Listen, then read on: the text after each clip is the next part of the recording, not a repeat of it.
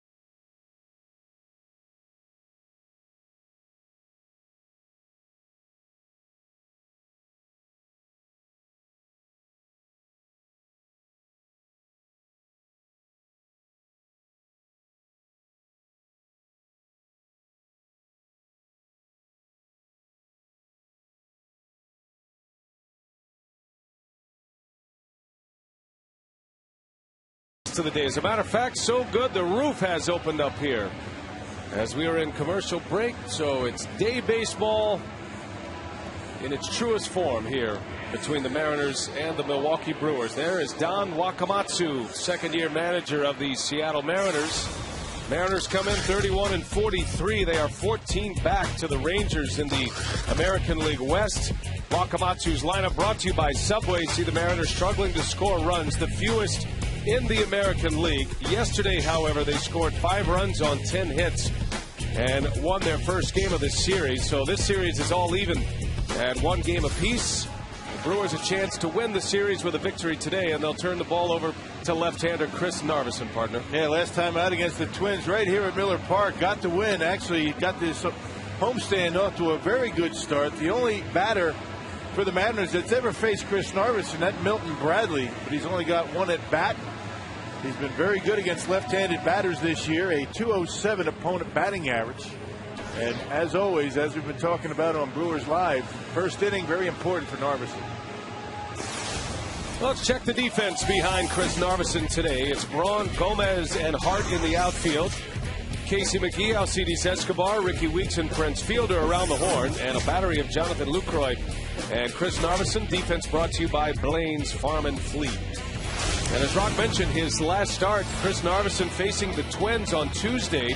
It was the first game of this homestand, and Narveson was roughed up in the first. And Rock, I think it's safe to say he was probably a batter away from being taken out of the game in the first inning, but he settled down. Yeah, and that seems to be the pattern. I mean, even when Narveson does struggle early on, he has a way of putting that behind him and continuing on and putting together a pretty good outing. 5 innings, 3 runs, all coming in the first inning his last time out. Good to see the roof and the panels open here this afternoon as Ichiro digs in, and there is strike 1, and away we go today. Mike Easterbrook is the home plate umpire. Dan Isonia, Dale Scott, and Jerry Meals on the bases. Crew chief is Dale Scott out at second base if there's a replay that is required today. 74 degrees. It is calm in Milwaukee after a long night of rain here. A lot of thunder and lightning, but hopefully we're set for some great weather the rest of the homestand. Ichiro somehow puts a bat on that ball, and it ends up as an out, and that's how we get our afternoon started today. Well, for our scouting report, we go to manager Ken Maka on Chris Narveson. Here's what he had to say. You know, the guy's got good stuff. Okay, he's got to trust his stuff. And the game against Minnesota, he's walking everybody. Hits a guy in 2 walks, got the bases loaded, and you're looking at Morneau. You know, and after you get out of that inning, giving up 3 runs or whatever he gave up, he runs through 14 out of the next 16, he gets out. So for me, that may be a little more frustrating than somebody going up there swinging at the first pitch. Ken Maka's thoughts on Chris Narveson, and Rocky would go on to talk about the confidence of Narveson and maybe the need not to feel like you've got to implement all of your pitches right out of the gate. Trust what's working well out of the bullpen. Well, he did that a couple of starts ago, and it looked as though that was the way he was going to go about it. How about that curveball to Sean Figgins?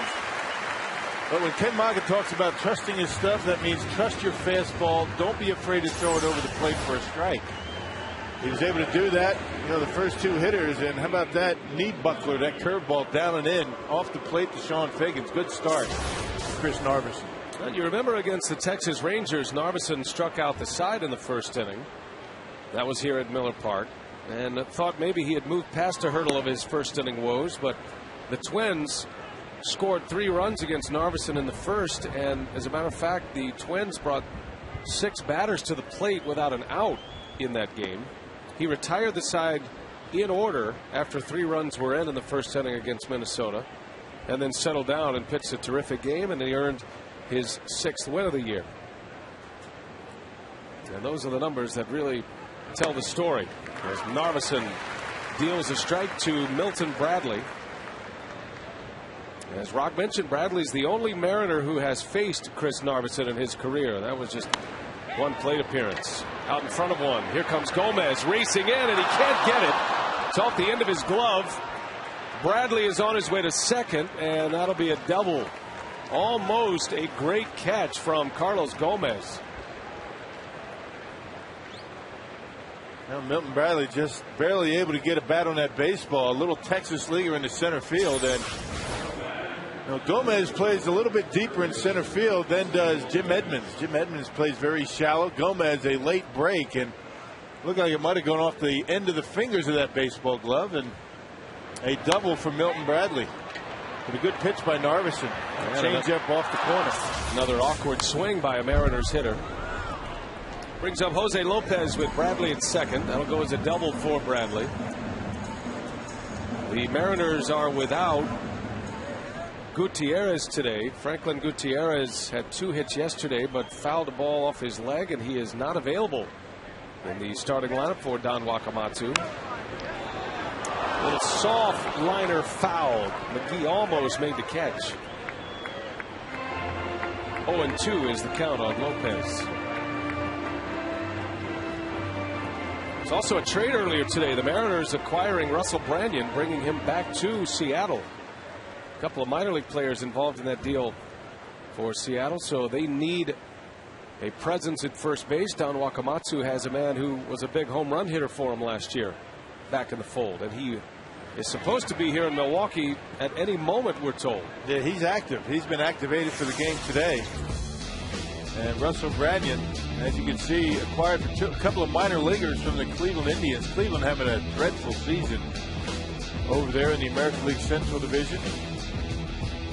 31 home runs and 76 RBIs last year for Russell Branyan. We might see Branyan surface in that dugout before long. His flight was scheduled to arrive about the noon hour, we were told. And for an offense that is last in the league in home runs, they are last in the American League in runs scored. That is going to be a welcome addition to this Seattle ball club. Yep, only 44 home runs as a team. That included 2 in yesterday's ball game. Lopez had one of the 2 home runs. As a matter of fact, his home run put him on top. That one is down the line, but Braun is there. The inning is over, and Narveson leaps over a big hurdle. The scoreless first. Now the Brewers are coming up.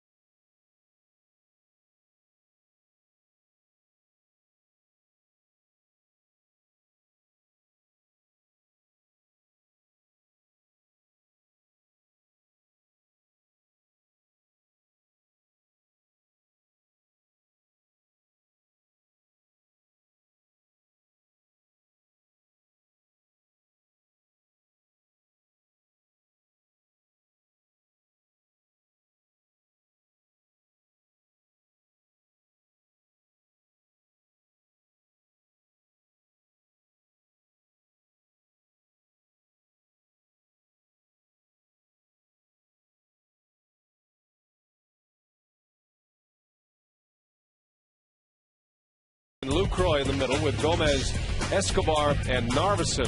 And you see the Brewers with 90 home runs this year, the 3rd most in the National League. The Diamondbacks and the Reds top the league. And there is Jason Vargas, and he has been one of the big surprises in baseball this year, Rock. He enters play with the 5th lowest earned run average in the American League. Now, probably the best pitcher in baseball that nobody's ever heard of. He does have major league experience with the Marlins and the Mets.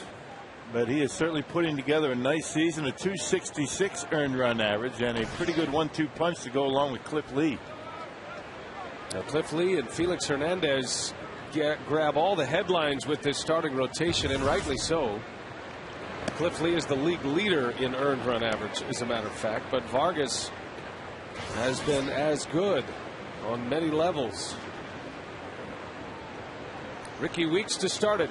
He'll be followed by Hart, then Fielder. The Brewers trying to grab the first lead in a game against the Mariners all series as Weeks bangs one into left center, and it's gone. Ricky hammering one out of here. A leadoff home run, and it's 1-0 Milwaukee.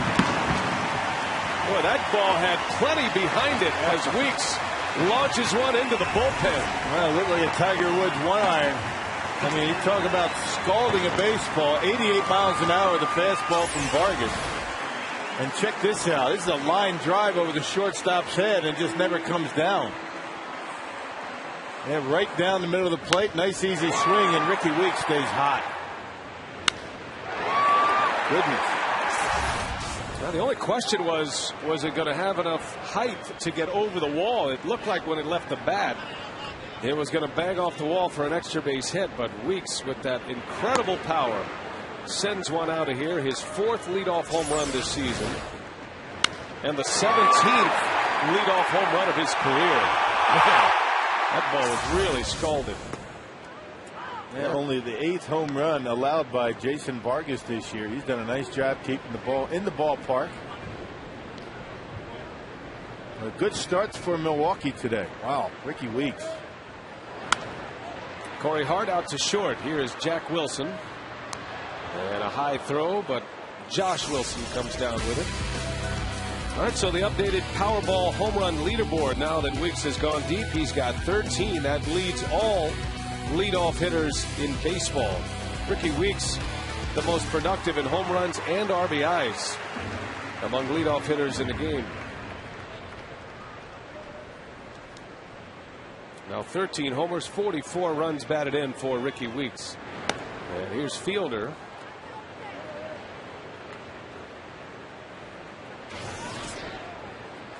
Prince with 15 home runs. He's hit 8 in the month of June. He homered here yesterday. Was 2 for 4 with a double and a long ball, and he hit another tape measure shot here yesterday. This was a solo home run that came in the 3rd inning. Powerball home run number 15 for Prince. Yeah, one of the few this month that he's been able to pull. And most of his home runs have come to the opposite field. That pitch down and in, just golfed it on out of here. Always a good idea to roll tape when Prince Fielder is at the plate. There's a strike on the corner. Yeah, 2-2. Both of these left-handers are very effective against left-handed batters. Vargas this year, an opponent batting average against lefties at 156. Chris Narveson just a little over 200, which is why there's only 2 left-handed batters in the game. You know, it's interesting. The Minnesota Twins have so many lefties in their lineup. They played the Mets yesterday, and they put all of those lefties in there against Johan Santana, and it kind of rendered his changeup useless at times as Fielder strikes out. Good changeup pitchers can be sometimes more effective against right-handed batters than lefties. We'll see about Vargas today. Yeah, a lot of left-handers don't like to throw the changeup to left-handed hitters. They feel as though they're doing them a favor. So if you take away one of their best pitches, it makes them a little bit easier to hit. Yeah, that was Tom Trebelhorn's theory back in the old days, back in the 80s. And he played Toronto. Jimmy Key out there. You know, he would load up his lineup with left-handed batters. Well, here's Ryan Braun, who's always had good numbers in his career against lefties. Hitting .305 for the season this year. 10 home runs and 47 driven in.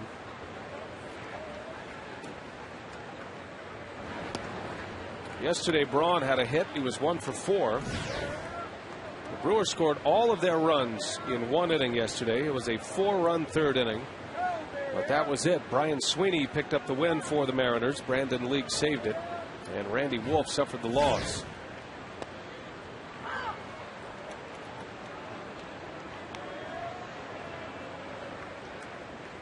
Now, Braun and Vargas from the same area, Southern California.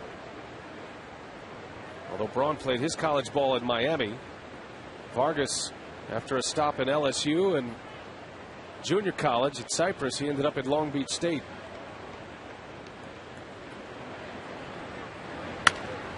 Bouncing ball to short. Big hop for Wilson.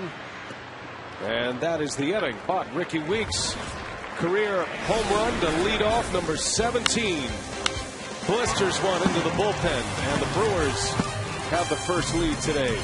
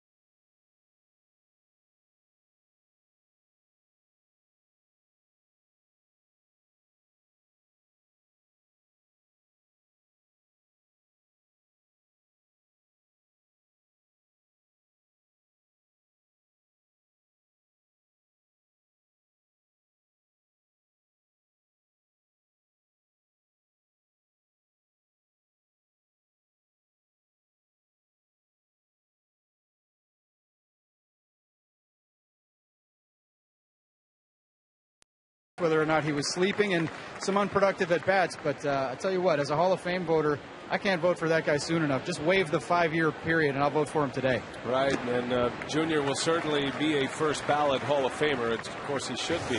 And you like to see him go out under those circumstances as opposed to some of the controversy that was brewing. And Don Wakamatsu taking the high road. He's meant so much to this organization. And Junior hanging him up just last month. We had a chance to visit with Prince Fielder when Junior made that announcement that he was retiring. Prince Fielder and Ken Griffey Jr. very close. Junior used to take him under his wing in the big league clubhouse, and Prince said he thought it was the right time to make that move. So he was proud of the career he's had. Yep, Game's going to miss Ken Griffey. I remember playing against Ken Griffey Jr., broadcasting many years when he's played. Just an infectious smile and an enthusiasm for the game, and he will be missed. Narveson picks up his second strikeout as he punches out Josh Wilson to start this second inning.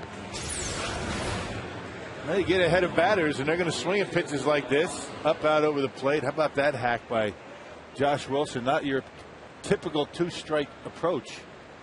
Trying to hit that one into Lake Michigan.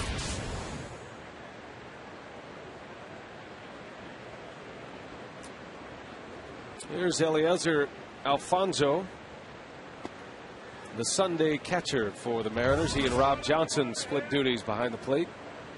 I think 630 plus home runs gets you into the Hall of Fame. What do you think? I think so. Over 1,800 RBIs. And who knows how many he would have hit had he been able to stay healthy. That's always the talk concerning Ken Griffey Jr. And he wasn't just a home run hitter and an offensive player. He was also a 10-time Gold Glover. McGee makes the play for out number 2. Well, here is Prince Fielder on growing up with Ken Griffey Jr.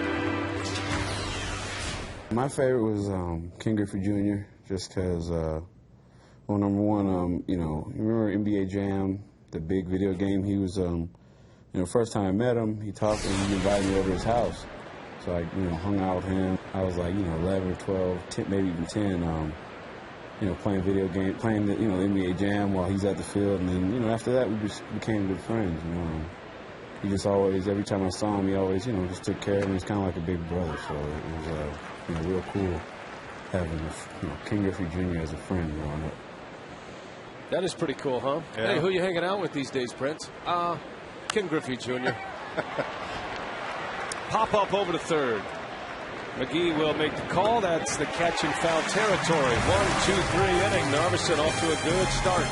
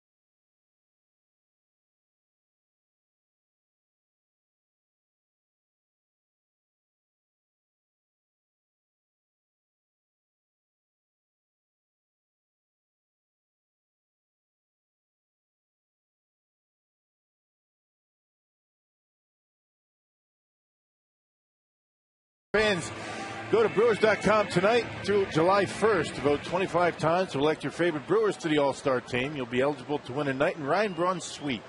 That's complete with 12 tickets, food, and a visit from Ryan himself. Go to Brewers.com/All-Star for rules. Bottom of the second here at Miller Park, Milwaukee. Casey McGee leads off for the Crew.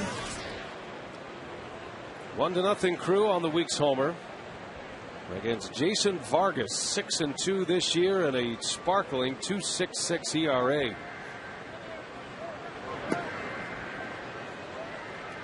Now Vargas had hip surgery in 2008, and it was that hip surgery that kind of knocked him out of the picture as far as big league pitchers go. But he has found a home here in Seattle. He was a September call-up last year after missing the 2008 season, and began the year in the starting rotation. I don't think anybody expected Vargas to put up these kind of numbers at this point. His opponent's batting average is among league leaders as well. Opponents hitting just .221 overall against Vargas. And again, doing it basically with fastball changeup. 88 to 89 miles an hour with the fastball. The changeup's been a very good pitch for him, and he will flip up an occasional curveball. Casey McGee with a base hit.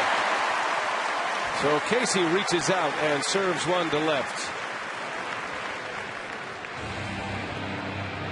Hey, a reminder, baseball's biggest stars go head to head. The summer's biggest event as Fox brings you every thrilling moment of the 2010 MLB All-Star Game. Coverage begins Tuesday, July 13th, live from Anaheim at 7 p.m. Central, only on Fox.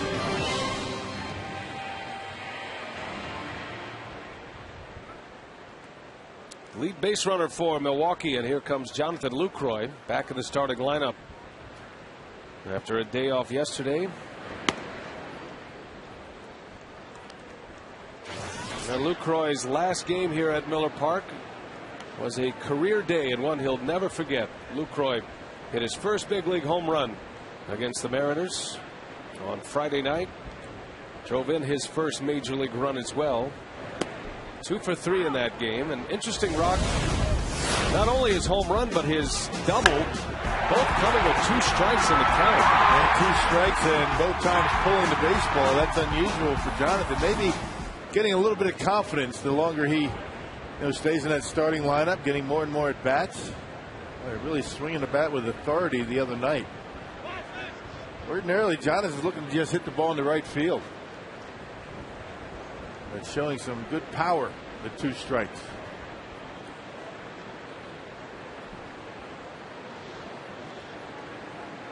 Lucroy checks in, batting .316. He's 18 for 57 at the plate this year.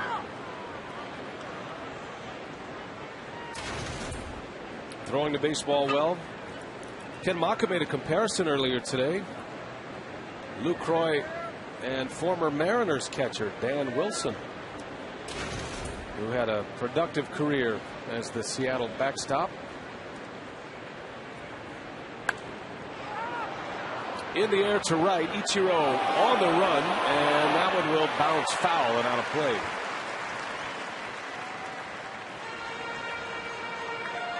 Good effort by Figgins and Ichiro.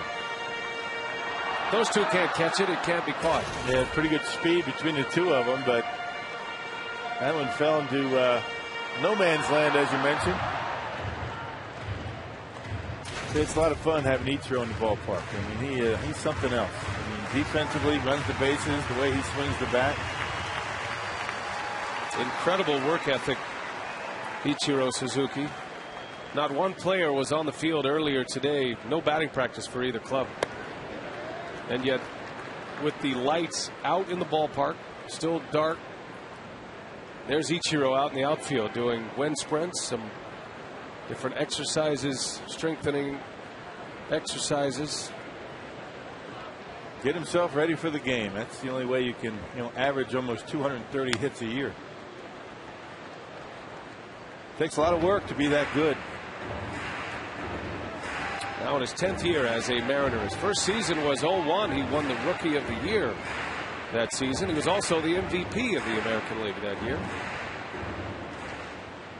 6 times he has led the American League in hits, and he's been an All-Star and a Gold Glove winner every year he's been in the major leagues. 9 straight. It looks like he's headed for a 10th.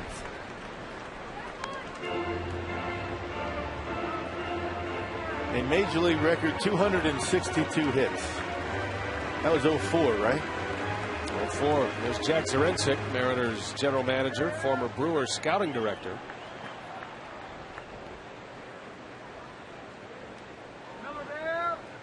Two balls, 2 strikes on Lucroy. Casey McGee over at first, and Lucroy to center field. That's got pretty good wood on it. Back is Saunders, and he's got it for the out.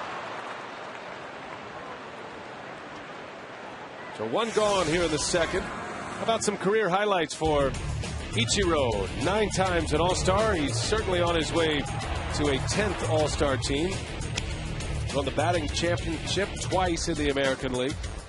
And as I mentioned, in 01, he was the MVP and the Rookie of the Year in his first year in the major leagues after a terrific career in Japan. And no player had more hits in the decade of the 2000s than Ichiro.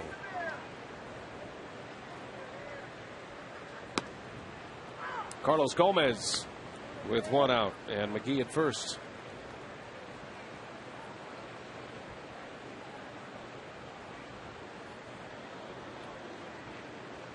Now Gomez back in there today for Jim Edmonds with the lefty on the mound. Tries to push a bunt, not a bad idea, but it rolls foul. Gomez had a bunt single earlier on this homestand.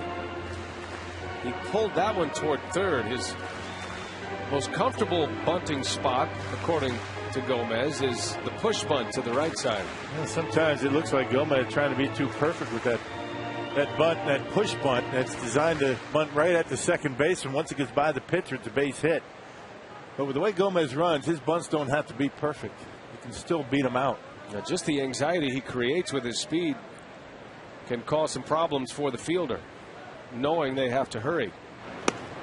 Big cut from Gomez. Down he goes on strikes.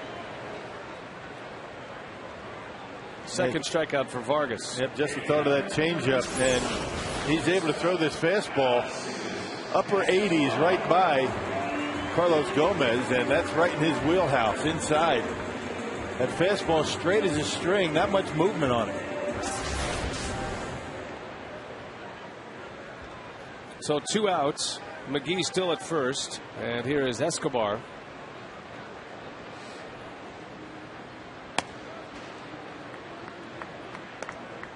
Alcides Escobar coming in at 248 for the season. Was 0 for 4 yesterday. Did reach on an error. Drove in a couple of runs. Matter of fact, had 3 RBIs. I checked that, 2 RBIs on Friday night against the Mariners. 2 sacrifice flies for Escobar.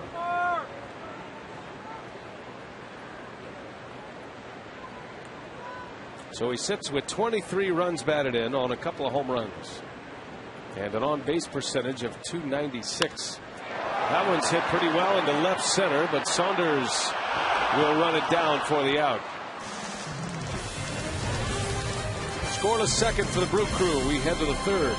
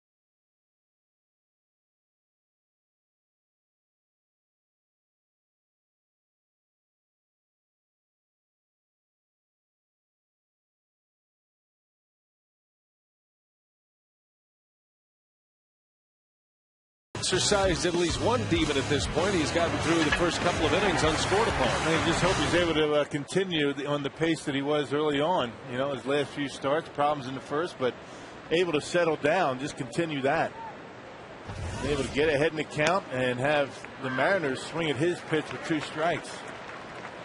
And Michael Saunders leading off, batting out of the 8th spot in this Seattle batting order. Saunders' first start of the series. He's batting just .208. Madonna Wakamatsu has seen some pop in his bat, which he likes. In 96 at-bats, he has 5 home runs and 17 runs batted in. So when he does put the ball in play, when he does get his hits, he's making them productive hits. Yeah, it's interesting that with a left-hander on the mound for Milwaukee, Wakamatsu is sitting Franklin Gutierrez, his number 3 hitter. And Gutierrez might be down for a couple of days after fouling one off his leg yesterday. And Mike Sweeney was placed on the disabled list. Right, a couple of right-handed bats that are not available. 2-2. In the air to center field. Gomez will ease over to make the catch for out number 1. Ever dreamed of seeing the Crew on the road? Well, you can watch Brewers telecast tomorrow through Wednesday for the chance to win a trip for 2 courtesy of AirTran Airways. Log on to foxsportswisconsin.com click on the AirTran Flyaway link for more details. What a fun promotion. We'd love to have you join us on the road. Brewers enjoying the best home schedule they've had in a while. They are in the middle of a stretch of 16 out of 20 here at Miller Park. The only road trip is a 4-game series in St. Louis that begins Thursday. Runs through the 4th of July. Then the Brewers are right back home.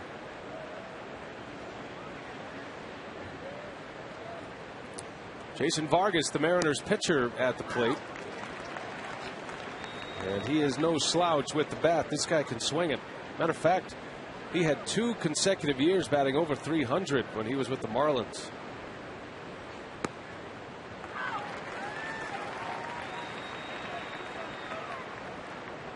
Vargas, a career .264 hitter.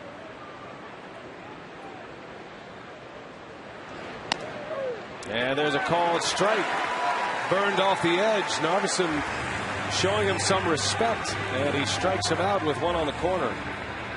Well, he hasn't been able to swing the bat in a while, so that's not something you just pick up right away. Not like riding a bike, partner. It takes a few at-bats to get comfortable, but still always a good athlete, so 2 pretty good hitting pitchers in today's game.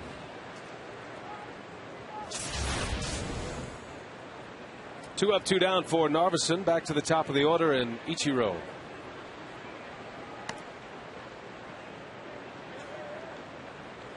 Ichiro with feet moving, always dancing in the box.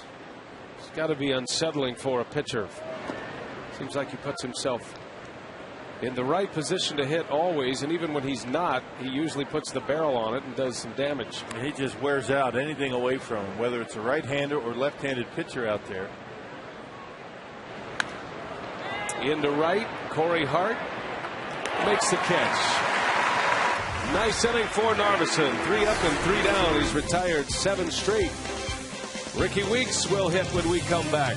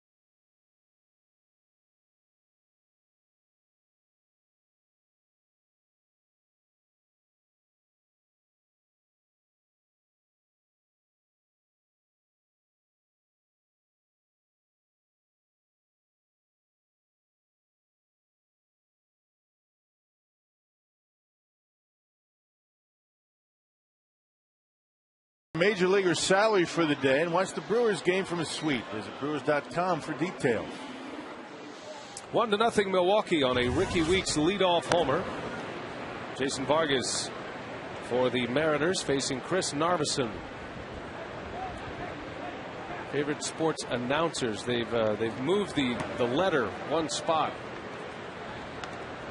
The FSN, favorite sports announcers. You can do that on a sign. We were called the favorite sports nerds last time that sign was out. They just did a little modification. I like announcers better. Or just announcers.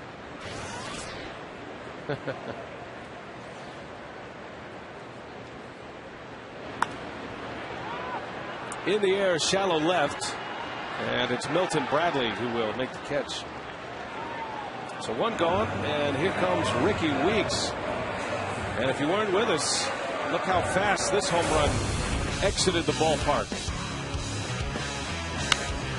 Those quick hands of Weeks and hit a missile out into the bullpen.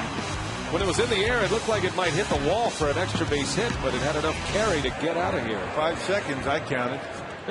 1/1000, 2/1000. It's the unofficial time. Right. I don't have a stopwatch up here. Weeks with his 4th leadoff home run of the year, his 13th home run of the season.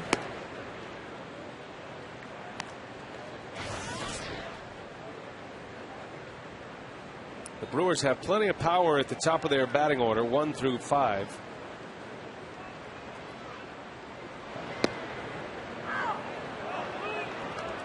One ball, one strike on Weeks. Ricky's been on a good run at the plate here during this homestand. Might have a lot to do with Corey Hart being inserted into the 2-hole. We talk about protection for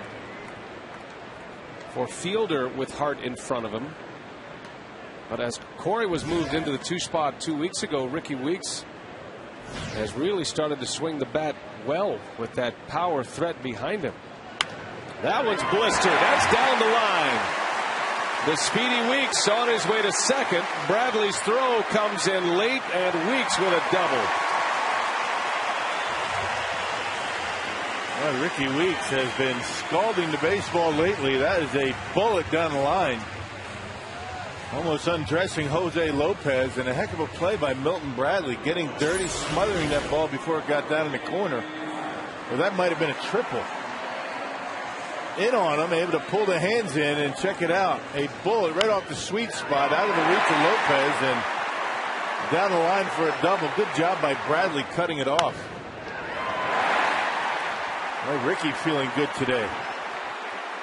That is his 8th hit on the homestand. Weeks is now 8 for 20 in the 6 games of the homestand. His first 2 hits against Seattle, a home run and a double, instantly in scoring position for Corey Hart.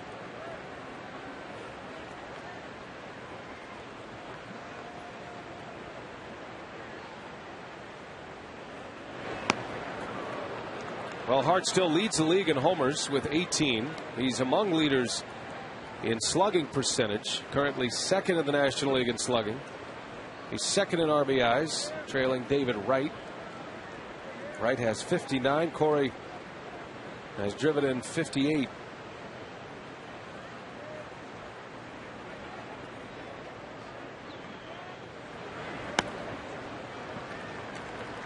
Correction, Hart with 57 runs batted in.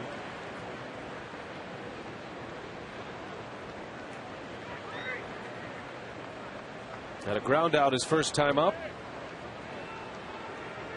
Got a chance to drive in a run with 1 out here in the 3rd inning.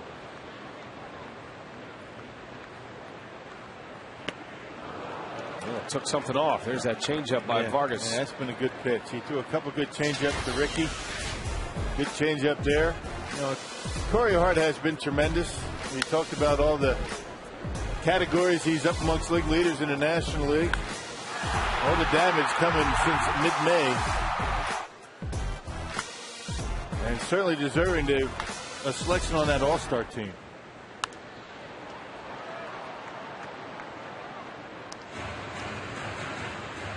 Talk about the success of Corey Hart, helping out Ricky Weeks. Prince Fielder getting hot. He's going to continue to help Corey. Ryan Braun's success helps Prince. It just all plays one off of the other down that lineup. The only guy that really doesn't get much help is that number 8 hitter. That's why it's so tough to be a number 8 hitter in baseball.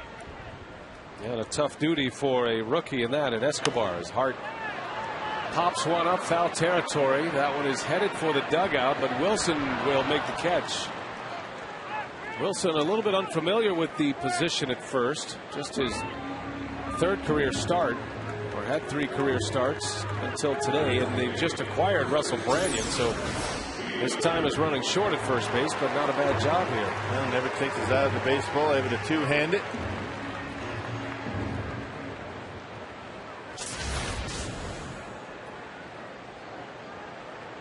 So here is Fielder now with Weeks out at second base. French struck out his last time up.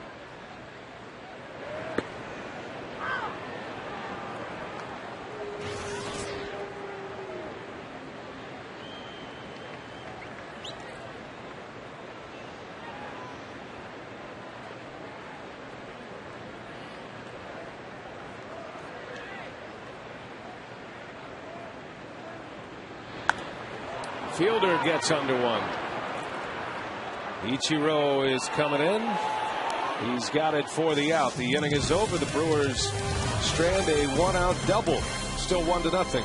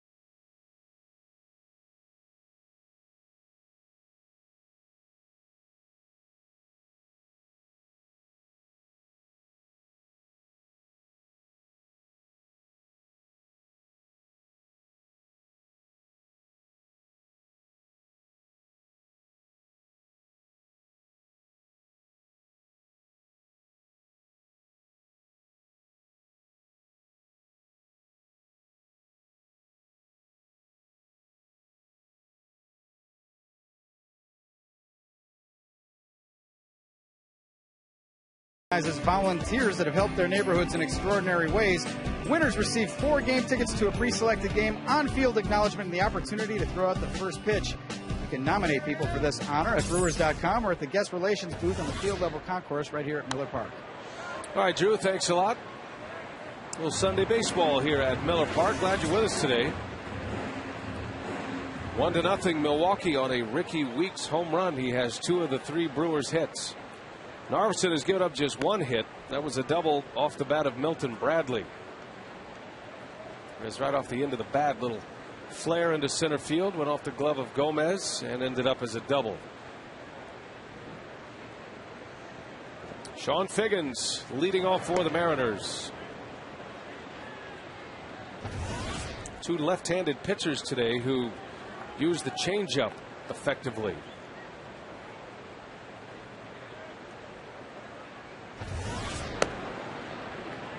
Yeah, Chris Narveson and Vargas both, throwing the upper 80s, maybe hit 90 from time to time, but Narveson will use more breaking pitches, sliders and curveballs, and Vargas basically a 2-pitch pitcher. But both have to keep the ball down and on the corners. Well, there is one adjective that describes them both as well if you look at scouting reports, and that's poise. I think that's what really stands out with Narveson as Escobar picks one off the dirt, and Figgins is out on a soft liner. 1 gone in the 4th. How about our AT&T trivia question today? Who threw the last no-hitter for the Seattle Mariners? Always a good question. Guys come to mind like Randy Johnson. One of the big power guys.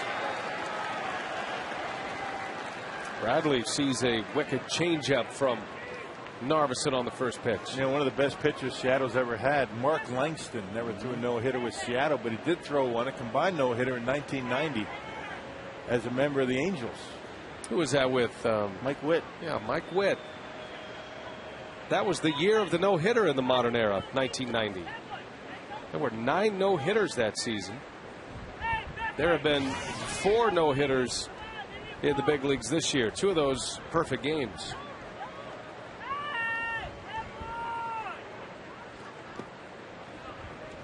And if you count the Armando Galarraga game, then you can go ahead and say 5. But officially, you cannot.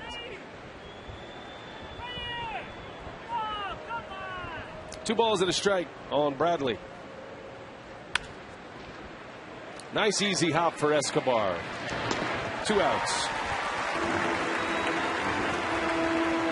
I think it is the poise of Chris Narveson that allowed Ken Macha to see him as a big league starter and a guy who could step in the rotation in every 5th day. Remember last year, Narveson was terrific for Milwaukee in the final month of the season. But the old scouting lore goes, you don't trust anything what you see in September because of the September call-ups for the opponent, and you're never really sure. Narveson was so good this spring, he carried it over. Still wasn't good enough to earn a spot in the starting rotation to begin the year. Well, I think it was only a matter of time. I think the Brewers had, felt as though they committed Jeff Suppan to give him an opportunity to make some starts. He wasn't able to get it done. Put him in the bullpen, ended up releasing him, and opened up a spot for Narveson and Manny Parra. And both of them have been pitching pretty well. And now Doug Davis is close to returning from the disabled list. And decisions to be made. So you get the feeling, and I think pitchers go through this. If you talk to a Dave Bush or a Chris Narveson or a Manny Parra, those whose rotation spots are up for grabs, they would tell you they pitch with the wolf at the door every time out. But I think now there is a sense of urgency, and it's going to be interesting to see what Rick Peterson and Ken Macha do at the starting rotation when Davis returns.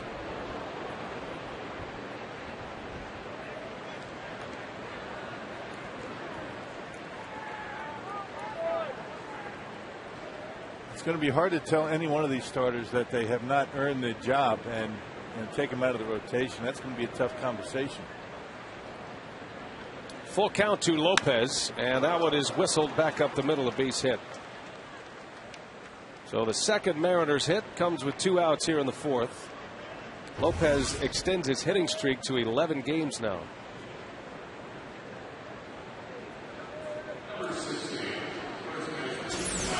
This guy covers the outside part of the plate pretty well. I mean, that pitch, outer half, maybe up a little bit, and Lopez driving it right back through the middle. Good piece of hitting by Jose Lopez.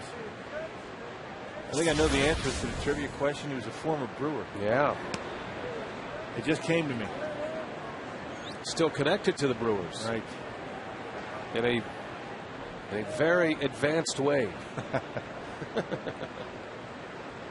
We'll have the answer for you next half inning.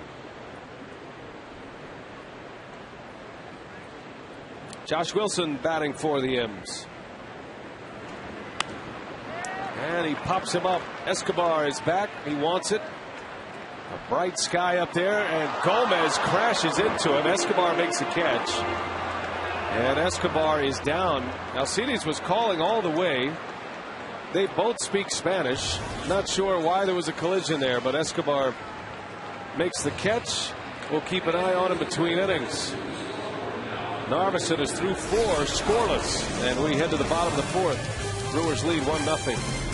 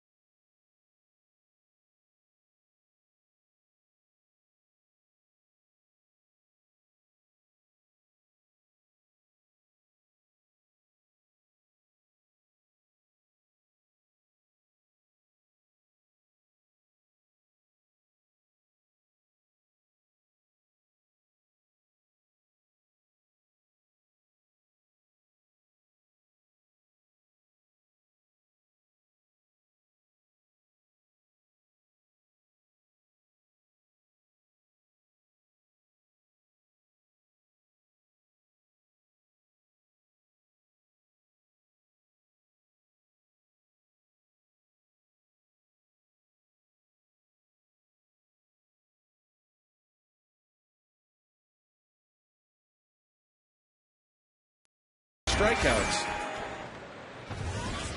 1-0 Crew as we head to the bottom of the fourth inning. Ryan Braun leads off against Jason Vargas.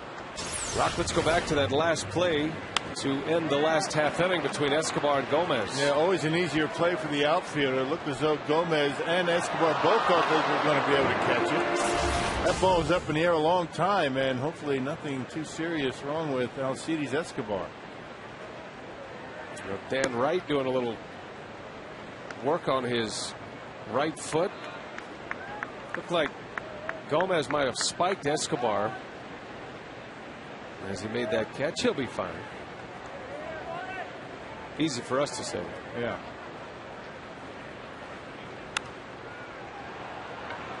Another one in the air. A lot of pop-ups today. As Jack Wilson makes a catch for out number 1. All right, our AT&T trivia. Who threw the last no-hitter for the Seattle Mariners? Not exactly a guy with no-hitter type stuff, but it was Chris Bosio back in 1993. Did it against the Boston Red Sox, and now Chris Bosio is the Brewers' advanced scout.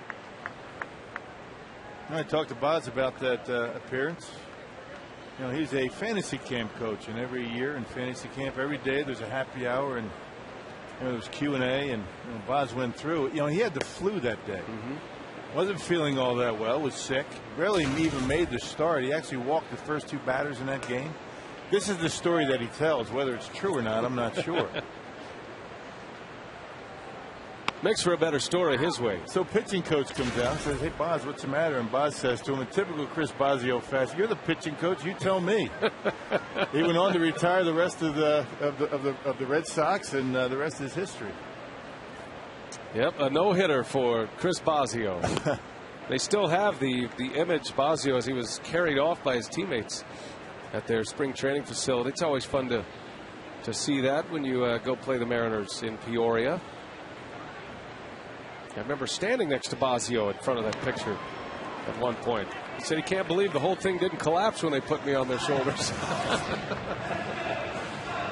Oh, he's a lot of fun, Chris Bosio. Wow. He spent time as the Brewers pitching coach last year. And now the advanced scout. So we don't see him, but he is out there advancing the next team for the Brewers. And he and Rick Peterson work hand in hand with scouting reports.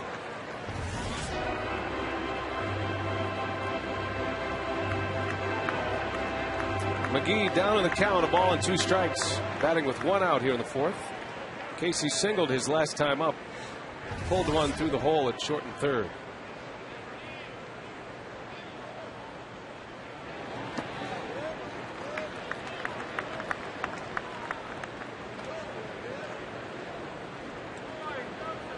Now McGee with 50 runs batted in on 12 home runs for a good stretch. About 2.5 weeks he led the National League in RBIs, still inside the top 10. McGee starts the day tied for 8th. He's tied with Albert Pujols and Chris Young of the Diamondbacks with 50 runs batted in. David Wright's the league leader with 59.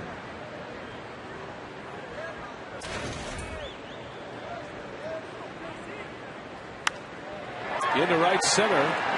Long run for Michael Saunders. That ball has some carry to it. It's off the wall. McGee slices one in the gap. That one kept drifting away from Saunders, and it goes as a double. Another double for Milwaukee. Comes with 1 out here in the 4th. It's just such an easy swing for Casey McGee, taking that ball to the opposite field. He gets good carry on those balls. Well, he gets a backspin. As you talked about, not only did the ball carry pretty well off the warning track, but it was slicing away from Michael Saunders in center field. You can see he's just a little bit below the sweet spot. Head right down on it. You know, the way you get that backspin on the ball like that, you don't reach out for it. You don't drift trying to get it. You just wait back, let the ball travel a little bit, and just take your normal swing. And he gets a good backspin and gets some good carry to the opposite field. Vargas starts Lucroy with a strike. Now Lucroy, like McGee, an excellent opposite field hitter. Take some confidence in your swing to be a good opposite field hitter. Trust your hands. Just stay back. Let the ball get to you. Toughest thing to do. And particularly if you're not swinging a bat all that well. You know, the one thing you have to fight is jumping at the baseball, trying to go get it. That makes matters worse. And it's tough enough with that ball coming at you at the speed it is, let alone your body going toward it. That makes it doubly difficult. Now Lucroy has done a lot of damage here lately with 2 strikes. The 0-2 pitch and a bouncer to second. Figgins will make the play. That's the second out of the inning. McGee advances to third. So 2 outs in our Carsoup.com email the booth question. Do you think Cliff Lee will be traded this season, and where do you think he'll end up? Tom and Elkhorn wants to know. I would say yes, he will be traded. And that's a good call on where he's going to end up. There are a lot of teams involved, and Jack Zduriencik certainly hopes his Mariners can start to play a little better, but I don't think there's any secret that Cliff Lee is going to be, and already is, the #1 priority for teams in the pennant race. Yeah. Now this is going to be an important stretch for the Mariners, just like it was for the Brewers going into the trading deadline. This is a long stretch of road games for Seattle, and they have struggled mightily away from home this year. Gomez unable to check his swing. You be the judge. Might have been close.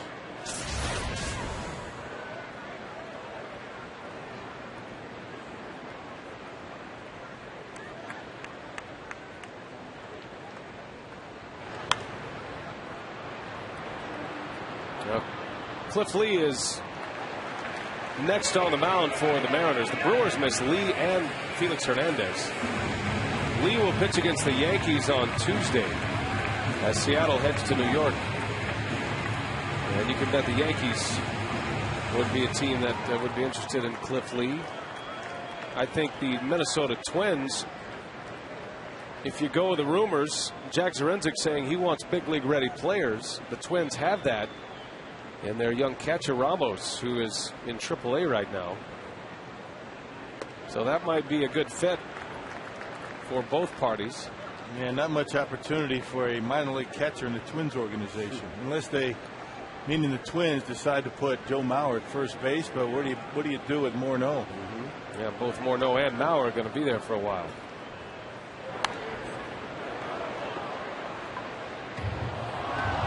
All decisions Jack Zduriencik is anxious to make, because he certainly knows he can't go a status quo in Seattle. He made a trade today, acquiring Russell Branyan.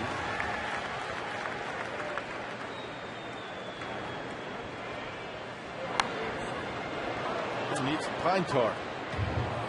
Or did he break it? Nope, just lost it. That's a rock bat. The 1-2.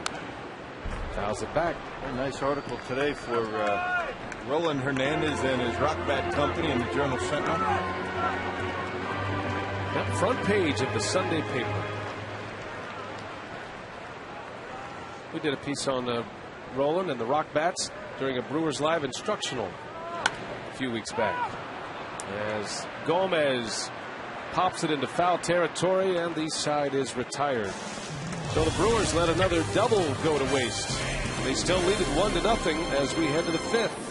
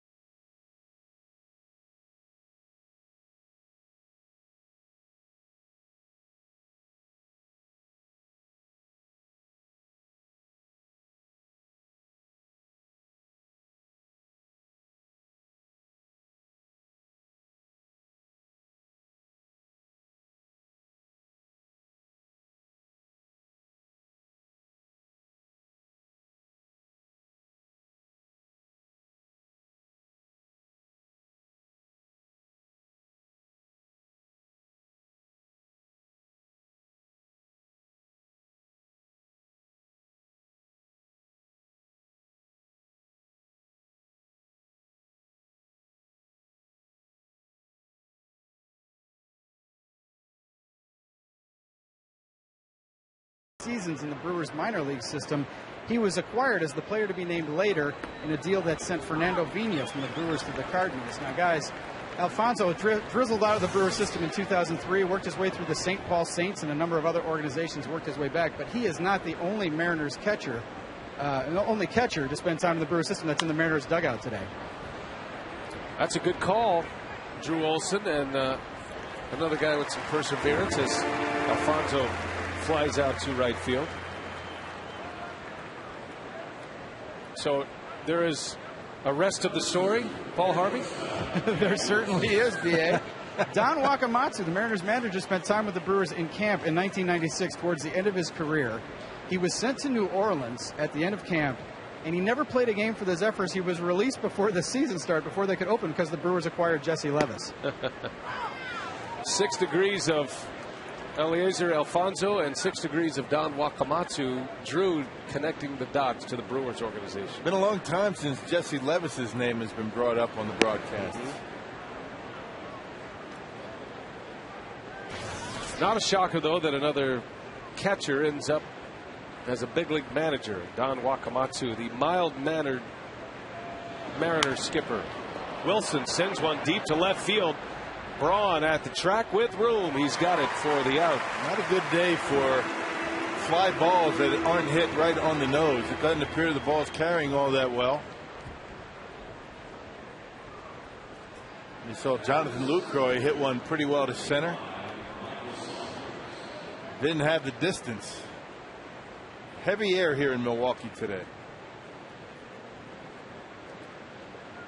Shot of downtown Milwaukee. Summerfest going on. Going strong today after the evening showers. I think John Bowler out at Summerfest might have something cooking on the side. You know, it seems like it stops raining at noon. And then it only rains at night. It doesn't start raining until after midnight. So that fits right in the Summerfest window. Now, you were down at Summerfest last night. Yes, I was. Had a great time down there. Big crowd at Summerfest, Rock. It was jam-packed. Every night. Great to see. Yeah.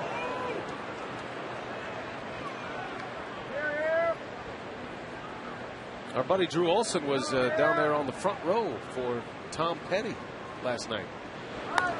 I was not invited to that concert, however. Yeah, how about that? That's funny. You know, we bring the Heartbreakers up here. We wine them, we dine them up here in the booth and, you know, treat them to a Brewers game. Drew doesn't even know they're in the ballpark, and he ends up in the front row. Yeah. He's got connections, you know. 2-2 to Saunders. He lays off. The count goes full. I suppose you're headed down to see Justin Bieber tonight, huh? Brock? You know what? I was thinking about it, but I don't think I'm going to go today. She's going, I guarantee it. 3-2 pitch and a bouncing ball, foul. Saunders hangs tough. You know they're going too. I was up at Whistling Straits last night at a wedding. I want to congratulate Stu Hoffensberger and Sue Engel. Nice wedding up there. I missed the ceremony, but I was there for all the good stuff. Congratulations. Is Sue going to go with the Hoffensberger? I'm not sure. Sue Engel Hoffensberger, maybe? Good question. I didn't ask it. I just said, where's the drinks? Got him. Narveson strikes him out on a changeup. So Narveson keeps it rolling. Bartender.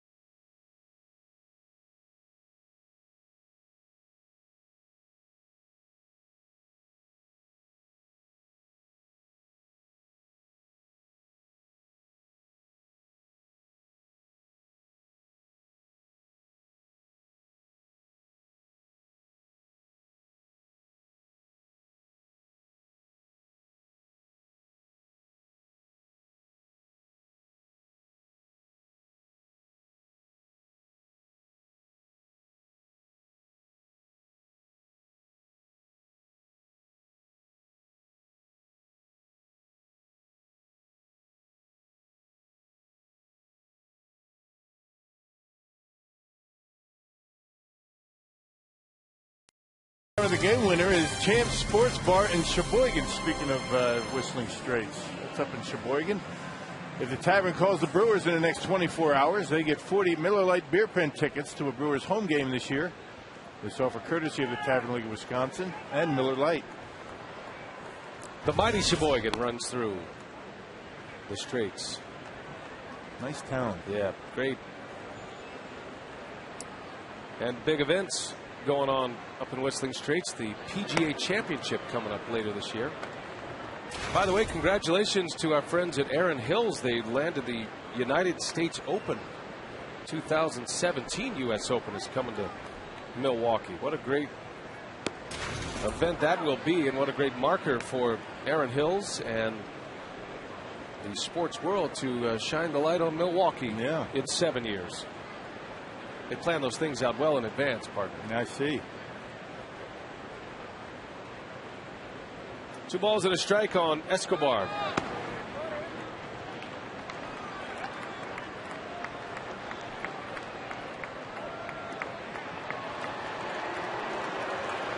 Crowd reacting to shortstop Jack Wilson.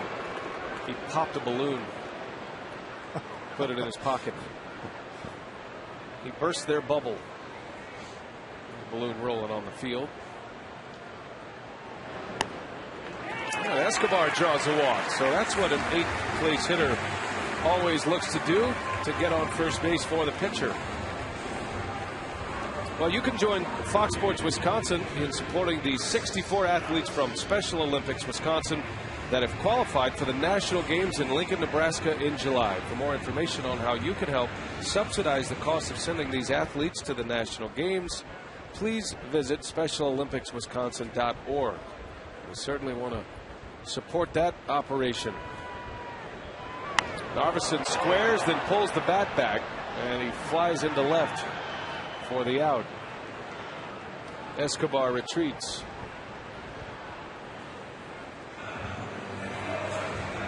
So Narveson is out. Escobar still at first.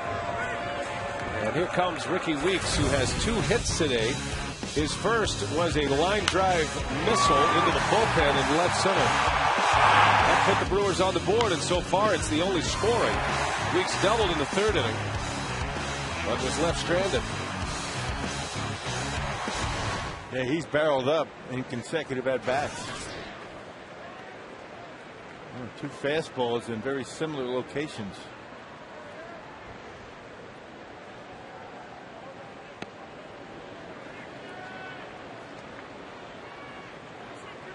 His 17th career leadoff homer today. And that has been it offensively. Just 1 run. Narveson is working on 5 shutout innings. He's given up just 2 hits to the Mariners. Meanwhile, Vargas, since that home run, has not allowed much. Brewers do have 4 hits, but Vargas has been able to strand runners in scoring position on 2 occasions. Another line drive. That's going to fall for a base hit. Here comes Escobar to third. The throw goes to second. Weeks slides, and he is out at second base. Wow. Milton Bradley guns down Ricky Weeks. Boy, Milton Bradley playing a heck of a left field today. He was sliding down in the corner on one of Ricky's base hits, holding him to a double and getting down that line very quickly and throwing a strike to second base, getting him. So Milton flashing the leather here this afternoon. And it looked like a changeup that was out away from him, and check out Milton Bradley's throwing to second base right on the money, and Ricky Weeks an easy out at second. Second outfield assist for Bradley this year. A perfect throw. That's a big out to get. Instead of runners at the corners and 1 out, the Brewers now with 2 outs and a runner at third. And Corey Hart, the batter, he takes a strike.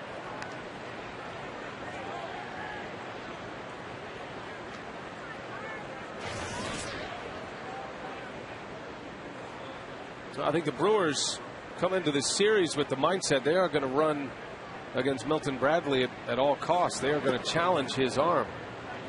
But Bradley makes him pay for it that time. A perfect throw from left field.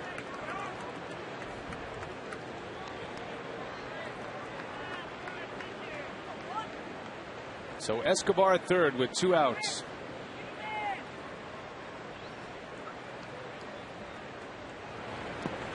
Down to the dirt.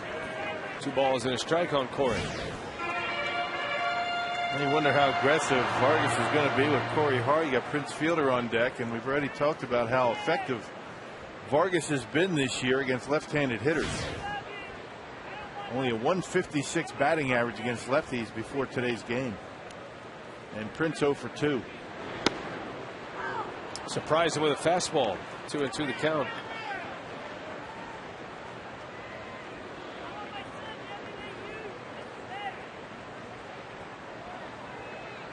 Escobar, a leadoff walk.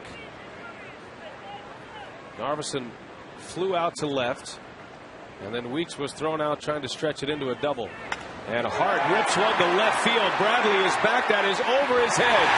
Escobar scores. Hart will roll into second with another run batted in. It's 2-0 Brewers as Hart drives in his 58th of the season. Well, a mistake on the fastball, 88 miles an hour is all, and Corey Hart with that quick stroke. Boy, quick wrist, quick hands, and quick bat to that hitting zone for Corey. A mistake. It was supposed to be higher than high. It was right around the belt. And Corey Hart whistles it over the head of Milton Bradley for a 2-out RBI. First base was open, and a left-hander Prince Fielder on deck. Thank you very much, says Corey Hart. And the extra base hits continue for Corey Hart. Now Fielder, and he swings at the first offering. Not too many mistakes that Corey Hart's been missing lately. And you always wonder, with a guy throwing 87 to 88, why would a catcher try and get it higher than high up around the letters? I mean, that just doesn't make a lot of sense. I mean, his bread and butter is down in the zone. Bury that changeup down in the strike zone. Throw in the dirt. Tried to waste one high and missed with it. Cost him a run. Now Fielder trying to add to it against Jason Vargas. Hart has good speed. He should score on a base hit. Mariners outfielders extremely deep with Fielder at the plate. There's that changeup you're talking about. Fielder out in front. That's the pitch that struck him out in the first inning. He just got very good arm action on that changeup. Looks like a fastball, just doesn't get there. And from time to time, it looks like he has a little bit of a cut on that changeup, like the Chris Capuano changeup.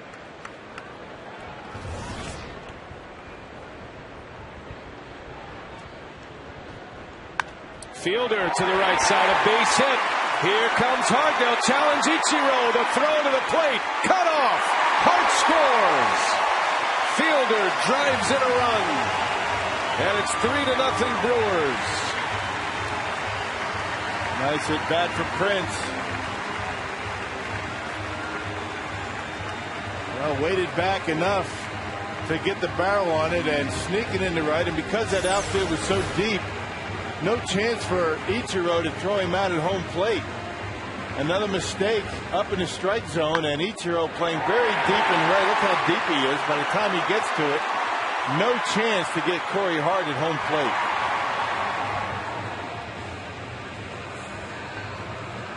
So Hart drives one in. Fielder plays hard, and Fielder, he knew he had to get back to the bag with Sean Figgins coming in behind him.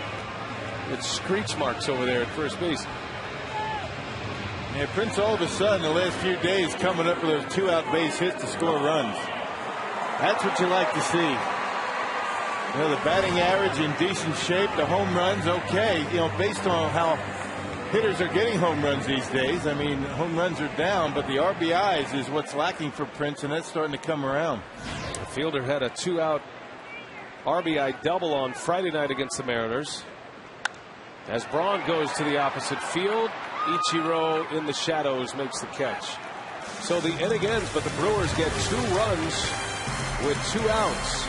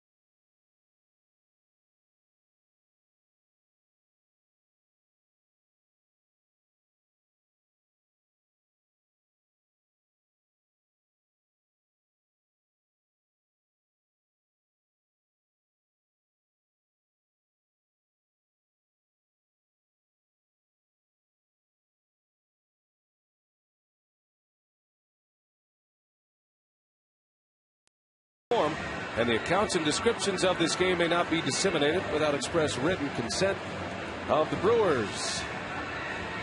Sellout crowd today at Miller Park, and the sun has poked out. Some threatening skies when we got started. Matter of fact, the roof was closed when we did our open here today, but they opened it up just before first pitch, and now the sun is shining and the shadows are prevalent. 3-0, the Brewers have the lead on the Mariners, and Jason Vargas will be lifted from this game. It's going to be Ryan Langerhans to pinch hit for Seattle. So goal number 1 has been accomplished. The Brewers knock out the Mariners starting pitcher, Jason Vargas. And the muscle has arrived. Yeah, literally. Russell Branyan, acquired in a trade earlier today, put on a plane. He was in Cincinnati. He was playing for the Indians against the Cincinnati Reds. A couple of minor leaguers traded to the Indians from the Mariners, and now Branyan is back in Seattle, and that move subsequently will make room for Matt Laporta to play first base every day with the Indians, a former Brewer farmhand who was involved in the CC Sabathia deal. Langerhans out to Weeks, 1 gone as Narveson keeps it rolling here. Well, one of the shortest starts of the year for Jason Vargas, only 5 innings, only the second time he's only been able to go 5 innings in a game. That's how good he's been. Final game of the series with the Mariners today. The Astros are coming in town tonight, a series that starts tomorrow through Wednesday. Tickets are going fast. We invite you to visit Brewers.com or call 414-902-4000. Back to National League Baseball as the American League Mariners are headed to New York to take on the Yankees next.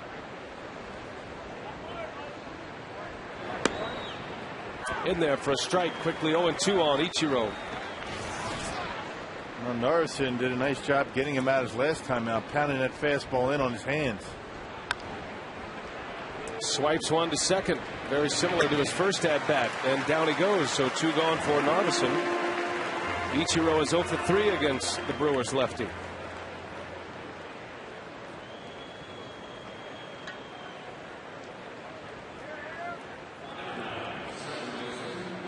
Narveson has given up just 2 hits. A 2-out double to Milton Bradley. That was a hit off the end of the bat that bounced away from Gomez in center field, and then he gave up a single to Jose Lopez. That came in the 4th inning. That's been it. No walks for Narveson. He struck out 4. And he has been very efficient. Figgins drops a bunt down. Narveson gloves, and he hits Figgins in the arm. Well, is he in the baseline? That's what Fielder is saying, that he's out of the baseline. No, well, the home plate umpire is saying no. He is in the running lane. As long as 1 foot is on that line. Let's check out Figgins. A good push bunt. Trying to get it by Narveson. Let's check it out. Now he's in there. A good call by the home plate umpire. You can see the safe sign. That's what he's talking about. He's in the running lane. If the ball hits him and he's out of the running lane, only 1 foot has to be in that running lane. But both of them are in there. They got it right. The umpires got that one right. It'll be an infield hit for Sean Figgins. A bunt single, a pretty athletic play by Narveson even to have a chance here. I think if it doesn't hit him, he's got a chance at an out. And I think if he wasn't so close to Chris Narveson, he might have very well stayed outside that running lane, but he tried to avoid being tagged, and that put him in the lane, so he helped himself out. Well, a testament to Narveson's stuff today that Figgins tries to bunt his way on. And that will bring the slugger Bradley to the plate. Bradley homered as a right-handed batter here yesterday against Randy Wolf. Just his 2nd home run right-handed this year. He has 7 total.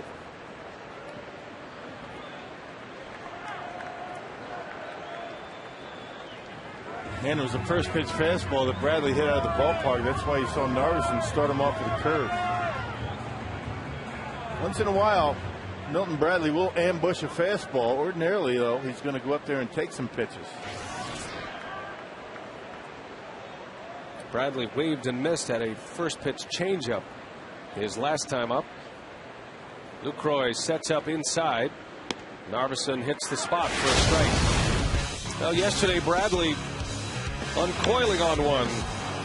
Jumped on Randy Wolf, hit one deep into left center field up there in the bleachers. His 7th home run of the year. He scored the first 2 Mariner runs. Seattle won 5-4 yesterday.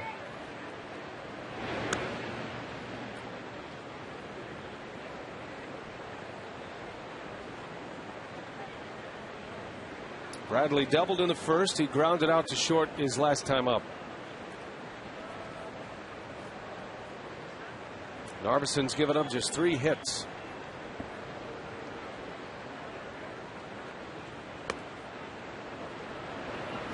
You wonder how aggressive Sean Figgins will be on the base pads.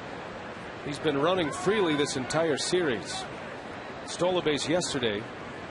Had 3 steals on Friday night. But his club is down 3-0 here in the 6th inning. Well, Narveson's paying a little bit of attention to him. That'll keep him first base. He takes off. Lucroy's throw to second is short, and Figgins is in there with another steal. His 5th bag of the series. Now 21 for the season. Well, you just can't shut down, what you do best. I mean, the Mariners do steal out of base. It looked like Figgins went on the first move. Narveson spent a lot of time chasing him back to first base, but a base stealer is always going to get his stolen bases. And now a base hit will get a run in. Bradley fouls it back in the seats.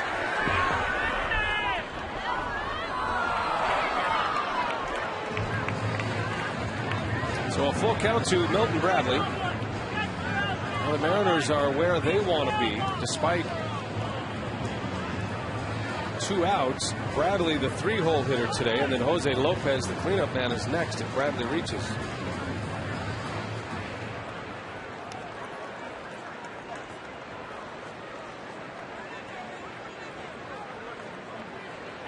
Full count, 2 outs. Figgins takes off. Bradley fouls one away. Now, I'm not sure about the steal of third in that spot. A lot of times that distracts a hitter when you get 2 strikes on him and already in scoring position, and the kind of speed that Figgins has, doesn't have to be at third base to score a run on a base hit.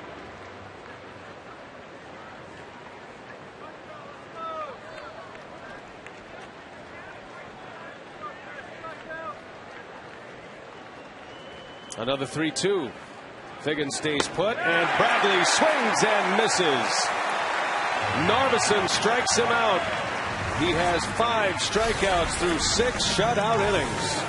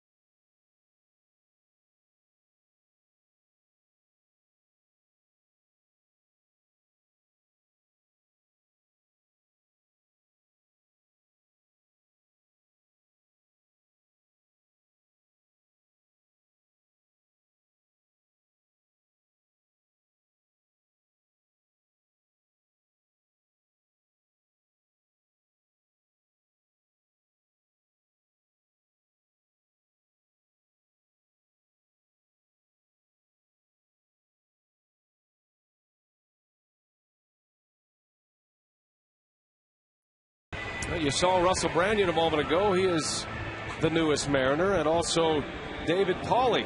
He was promoted to the big leagues, and his first big league appearance since '08 with Boston. Been pitching down in AAA Tacoma Rock, and the big right-hander will get his chance, much like Brian Sweeney did yesterday. Yeah, Seattle Mariners already shorthanded, but David Ardsman, their closer, had to leave the ball club. His wife was having a baby. Casey McGee into right field. Ichiro is there. A line drive out for McGee. One gone on the 6th on one pitch from David Pauley, 27 years of age. They just hope David Pauley doesn't come up with an outing like yesterday's reliever Brian Sweeney. Sweeney came in and really did a nice job limiting the Brewers to only one base hit in 4 innings. He got the win yesterday, so Pauley in today. And one of the very few short starts of the year for Jason Vargas.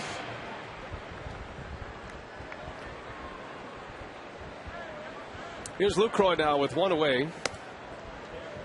You saw Ryan Langerhans in left field. He stays in after he pinch hits. So you can put Pauley in Bradley's spot in the batting order on the double switch, if you like to keep the scorebook at home with us. Lucroy takes strike 1. 1 ball, 1 strike. Lucroy is 0 for 2 today. He flew out to center field in the 2nd, then he bounced out his last time up. Waves at a breaking ball from Pauley. Nice chop, nice slider right there. Pauley was a starter in Tacoma with 14 starts. Had 1 relief appearance. And I'll ask if he went. No, he didn't. Checks the swing, says Dan Isonia. He spent some time with the Boston Red Sox. You know, from '06, a cup of coffee here and there, but a control pitcher, doesn't throw all that hard, has a pretty good sinker. We've already seen that breaking pitch, that slider that he throws. 2-2 to Lucroy. That one's hit well left field line. On the run is Langerhans, and that ball is a fair ball, and it bounces up and out of here. A ground rule double for Jonathan Lucroy. And yet another 2-strike extra base hit for Lucroy. That was a hanger. It was up in the strike zone, and those are the pitches that Jonathan ordinarily will wait back and be able to pull. The fastball's away. He goes the opposite field. But check out this pitch. Not exactly where he wanted it. Right down the middle of the plate, and Jonathan able to get the sweet spot on it. And one hop it off the foul pole. Now Lucroy's last 3 hits, a home run and 2 doubles, all coming with 2 strikes on the count. He's at second for Gomez. There's a strike. Gomez is 0 for 2. He tried to push for a bunt his last time up. Brewers trying to add to their lead here. Tack one on in the 6th inning.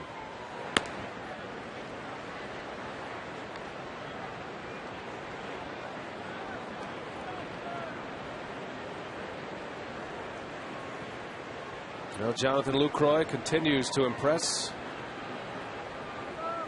His first hit today, starting to rack up the extra base hits. As the confidence grows, Gomez swings and misses down to the count 1-2. And continues to get these starting pitchers through games. He's been doing a great job of that. They like his energy behind the plate. It's kind of a younger version of Jason Kendall back there.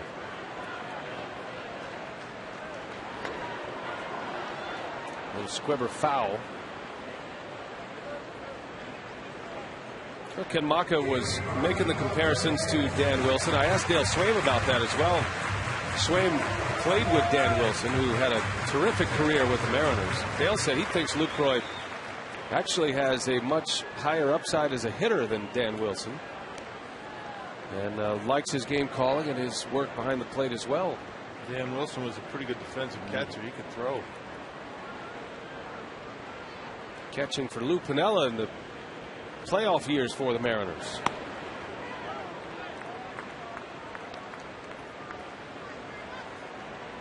Well, He has taken on a lot, and he has impressed his manager, Lucroy. But that backdoor curveball almost catching the inside corner. 2-2 to Gomez. Another one, and this time he gets him. So Gomez strikes out. Second out in the inning. Speaking of Ken Macha, we asked him his impressions of his young catcher. Here's what he had to say.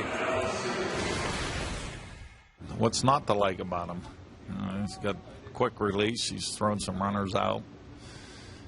Does a great job studying the opposing hitters.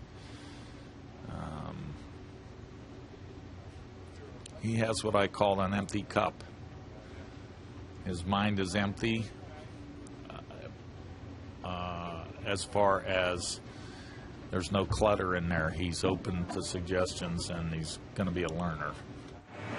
Well, mine is empty in a good way. I mean, he's a sponge. I mean, he's a smart kid. It's not like he's a knucklehead. That's not what Ken was talking about. I get what he means. He doesn't step up to the plate or go behind the plate defensively with expectations or predetermined expectations. He's not thinking result. He's thinking process. Right. I think. He's an empty cup. I think that's what he was saying. That's like the headline after Dizzy Dean was hit in the head. The headline said, X-rays show nothing. You got to be careful when you describe a player as saying his mind is an empty cup. It's close to teacup and it's close to empty. You know what he means. Absolutely. They're going to intentionally walk Escobar here to face Narveson. That's why it's important to take the Ken Macha soundbite in context. Well, you got to listen to the whole thing. It means you got to hang in there. It's not like you can just come in, half of it.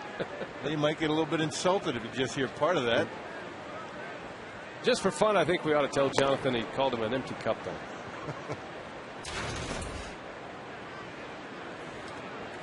But he has absorbed a lot in a very short period of time, and not only does he try and process the information that he's getting from his pitching and from his pitchers and Rick Peterson, but he's been able to incorporate it based on who's out there and who's up. I mean, that's not an easy thing to do for a young kid. Well, Lucroy's double has set up the inning here.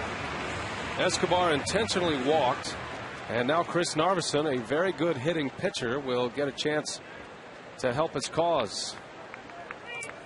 Narveson has 7 hits this year. He's 7 for 21 at the plate.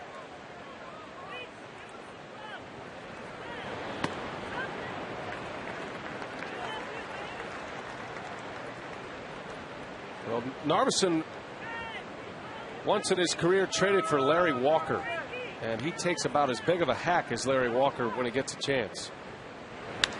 That one is into right center. Ichiro closing fast. He's got it with a little flare at the end. Inning is over. The Brewers strand a pair, still 3-0.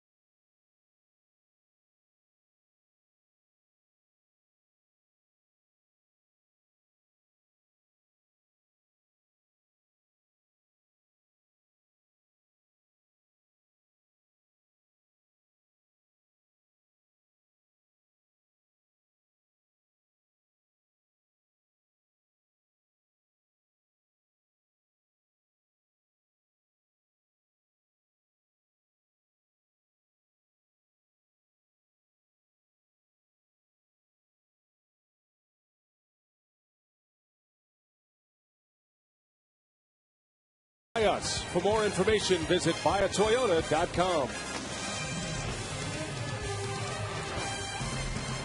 The homestand continues tomorrow. Our Miller Lite What's on Tap, the Brewers and the Astros tomorrow. 6:30 is airtime for Brewers Live. Fox Sports Wisconsin will have the first 2 games of that series. And you can hear Wednesday's game across the Brewers radio network with Corey and Davey. Miller Lite What's on Tap. Having some fun up there in the nice Stadium Club. That's a great spot to watch a ball game. How about the breakfast that they brought us today? Christine Drukas and Jeffrey Torrens, the chefs up there. Great food. Did you like the Eggs Benedict? I did. It's a nice touch. Unbelievable. Good stuff. That's what they do every day up there in the nice club. Yeah. Well, Narveson is the story at this point. He has 6 shutout innings. He's only given up 3 hits to the Mariners. And this will be the key inning for him as he goes through the middle of that Seattle batting order. 4, 5, and 6 coming up. Lopez has 1 of the 3 hits against Narveson. He belted out a single in the 4th.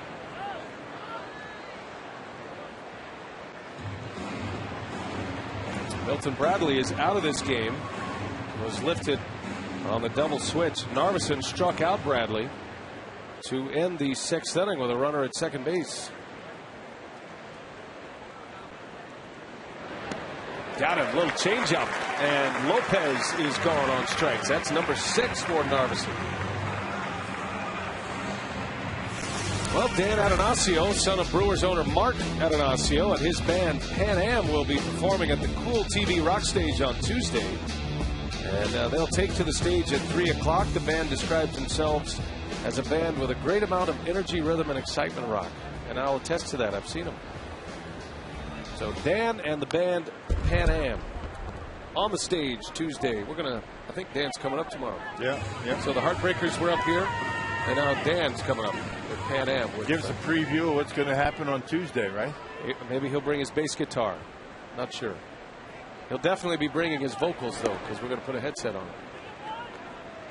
And we'll talk a little baseball. I think Mark is going to join him.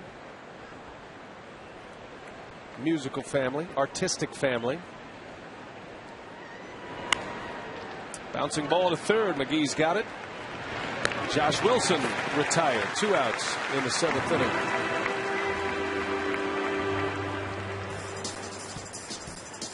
Well, if you've ever dreamed of seeing the Crew on the road, you can watch the Brewers telecast tomorrow through Thursday for a chance to win a trip for 2 courtesy of AirTran Airways. Log on to foxsportswisconsin.com. Click the AirTran Flyaway link for more details.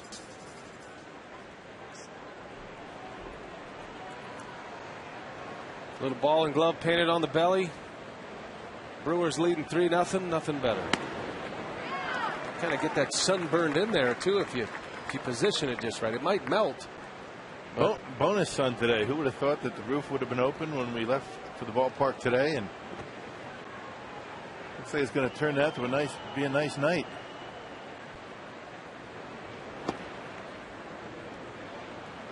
Expecting great weather during the week for the Astros series. So we hope you'll make plans to be with us. Brewers.com. Get your tickets. Astros are playing tonight against Texas. They have a night game in Arlington. It's going to be a late arrival for Houston. Roy Oswalt pitching against the Rangers today. Many feel that Oswalt might be headed to Texas soon. Nolan Ryan went public, stating that Oswalt has his interest and he would very much like to see Oswalt in a Rangers uniform. The problem with the Texas Rangers, they are in the middle of a sale and a bankruptcy situation. So Major League Baseball actually owns the Rangers right now. They're on a spending freeze. Yeah. Well, the Rangers already have some pretty good pitching. They're 5th in the American League in team earned run average. You know, adding Roy Oswalt would never hurt. 2-2. Alfonso swings and misses. Down he goes on strikes. And Chris Narveson putting together his best start of the year. He has 7 shutout with 7 strikeouts as we turn it over to Rob Edwards.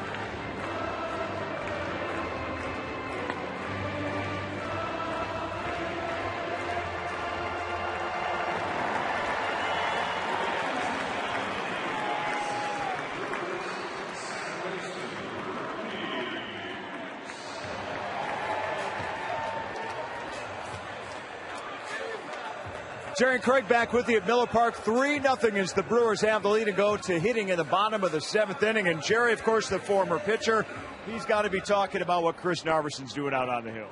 Well, Ken Macha's talked about him getting over that hump. Today, he took charge right from the beginning, commanding that fastball, using his changeup very well today. Got 7 punch-outs after 7 innings, a career high, doing very well. Yep, he's tied a career high going the distance here in 7 innings so far. So he's on a roll. We hope to hear from him after the ball game. We're also going to catch some fly balls in that outfield as part of our instructional coming up shortly. Brian? All right, Craig, Augie, thank you. As Ricky Weeks bangs another one into left field. That is a 4th hit for Ricky Weeks, the first of the season. And his 4th of his career. So a 4-for-4 day for the Brewers leadoff hitter, Rock. Well, his first time up, he got the Brewers off and running very quickly with a leadoff home run, a bullet that whistled over that left field fence. A double down the line his second time up, both on fastballs, both in on him, and then a couple of breaking pitches. A base hit to left, and Paulie hangs a slider. And another base hit. Our delivery of the game, Ricky Weeks offensively, the leadoff hitter, doing his job. So Weeks is aboard to start this 7th inning. 3-0 Brewers on 9 hits. Hart had a big hit in the 5th inning. He doubled in a run. That was a 2-out double by Corey Hart. Fielder followed with a 2-out RBI single. And those 2 runs have given Narveson a 3-run cushion. And speaking of Chris Narveson, his pitch count is in great shape. The bullpen is quiet. Narveson, the way he's going along right now, has a very good chance to finish this game. Well, there's no way they're going to take him out as long as he has a goose egg up there on the board. Particularly, because he's well within his range of pitches. Narveson will have the bottom of the order coming up in the bottom of the 8th.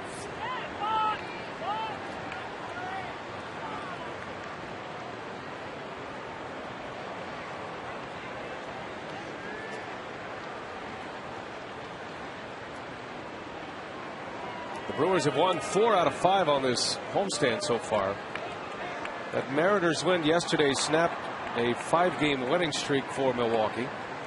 They won the final game of the Rockies series on Sunday. They swept the Twins in a 3-game series and are hoping to take 2 out of 3 from the Mariners, leading up to the Astros series, which starts tomorrow.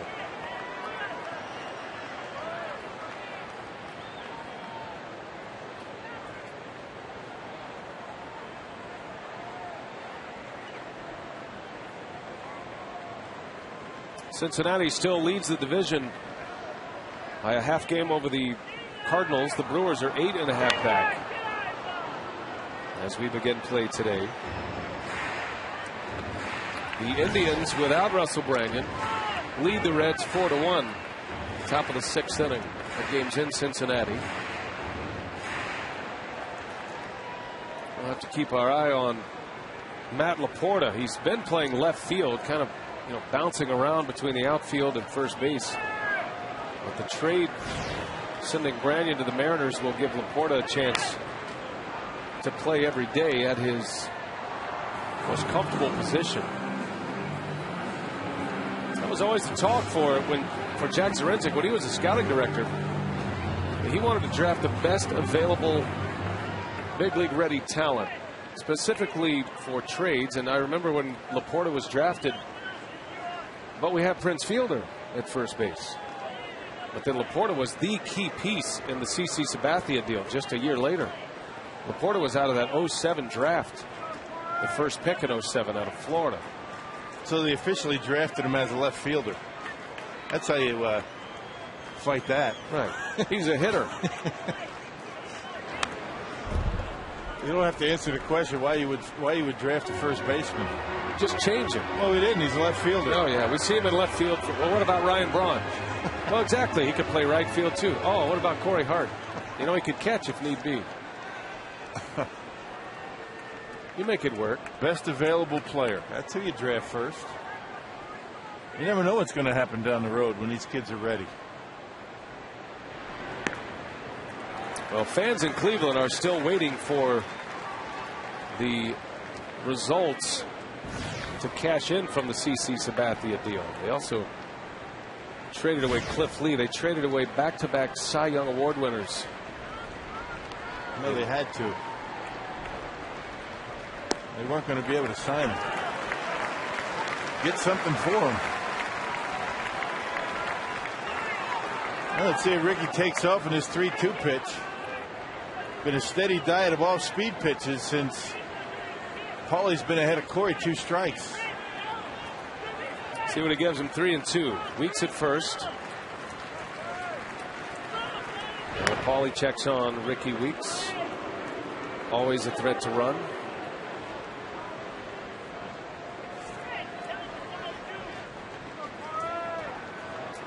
Hart is 1 for 3.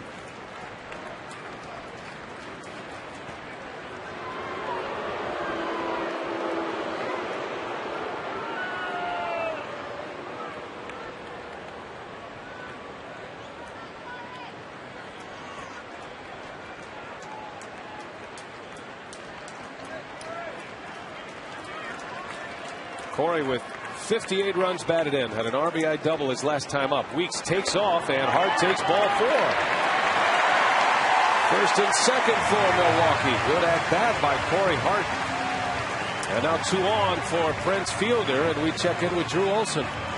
Guys, before the ballgame today, Ken Maka was talking about Carlos Gomez and his penchant for hitting a home run and then going into a little bit of a slump because he overswings. And Maka offered that he thought Prince Fielder did that yesterday after hitting his home run in the third inning. He thought that Prince was overswinging a little bit and chasing pitches out of the zone, and shows you that everybody is subject to that malady. Yep, and that has been the key for Fielder, and really the difference between his year this year and last. And Rock, you mentioned it in the open that Fielder's home run numbers are there, 15 home runs, but it's the quote-unquote cheap RBIs that have eluded him this year. Yeah, man at third, less than 2 outs. I think those are the times where Prince is a little over anxious, particularly when he has 2 strikes on him. We'll see what he does here. He has 2 men aboard. He can deliver a knockout punch in this 7th inning. Nobody out.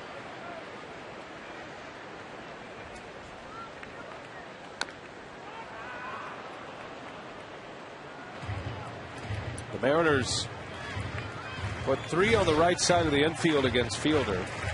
Interesting that they did not do that last time up. Corey Hart was at second base, and they left Jack Wilson just behind the bag. This time Wilson slides over even further onto the right side. It's going to be interesting to see how they're going to turn a double play with this alignment. Well, if you recall, Fielder bounced his RBI hit right through the hole between first and second. Well, the only reason why you have Lopez so close to third base, because if he's anywhere further off the bag, Ricky Weeks just walk into third base with a steal. A lot of room up the middle for Prince. Count stays at 0-2.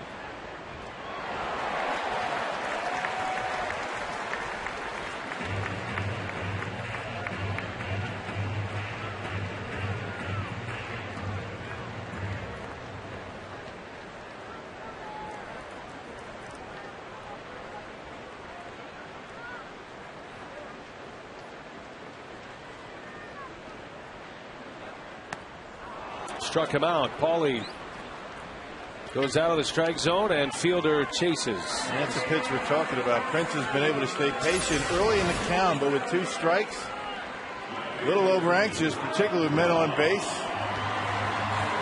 Chasing a pitch off the outside corner. Well, a big strikeout for David Paulie, retiring the big slugger, and now Braun will step in. 0 for 3 today. This will be his first look at Paulie.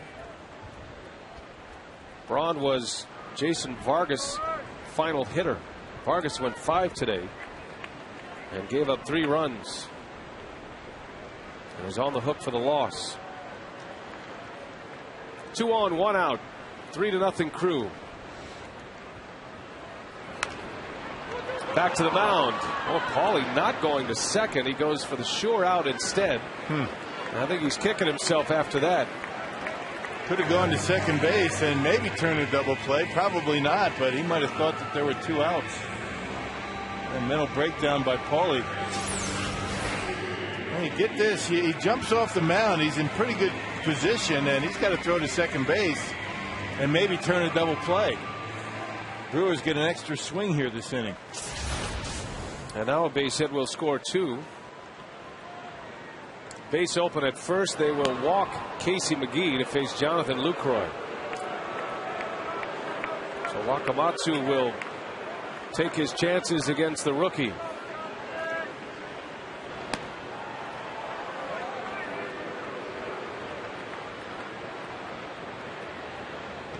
Paulie has issued 2 intentional walks. Intentionally walked Escobar to face Narveson last inning, and now he'll walk McGee to get to Lucroy. 3 walks overall with 2 strikeouts.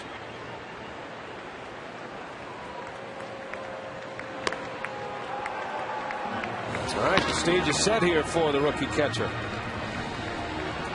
Sean White gets loose. Just started throwing down there.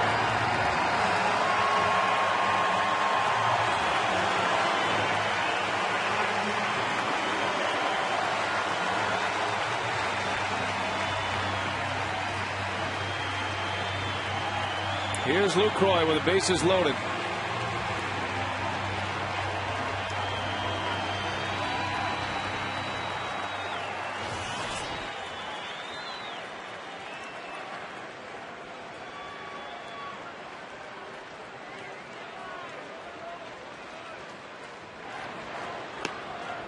Breaking ball strike. That's a pretty good pitch right there. That first pitch slider.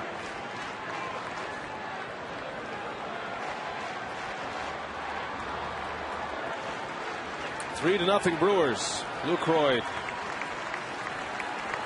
trying to drive in some more and add to it. And another breaking ball is popped up in the infield. Jack Wilson makes the catch. The inning is over. The Brewers strand the bases loaded. They come up empty in the 7th.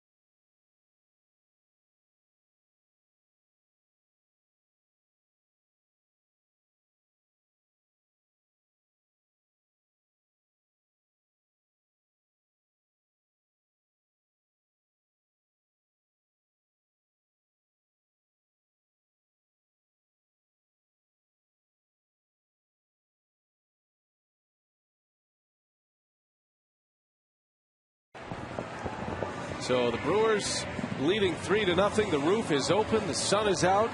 And Chris Narveson is working on a shutout through 7 innings. Can he keep it going? He's facing the bottom of the order. Narveson with 7 strikeouts. And Jack Wilson drops a bunt down. Narveson bare hands it, throws late, and he throws it away. And now Wilson is on his way to second. A little confusion there between Narveson and McGee. And it's going to be an error that allows Wilson to second base after he bunts for an infield hit. You know, sometimes you're just better off holding on to the baseball and limiting the damage. And I think that might have been what he should have done right there. Even a perfect throw, and Wilson is not even going to be close at first. Now you take away the double play, and now the Mariners have a man in scoring position for only the 3rd time today. First error of this game by either club. Well, the Brewers let a big chance go by, stranding the bases loaded in the 7th.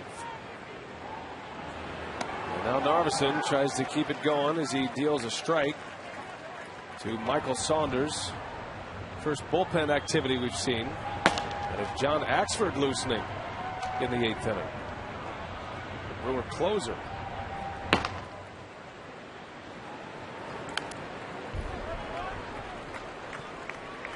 You get a long ball here, and the Mariners are right back into it. You can't assume anything.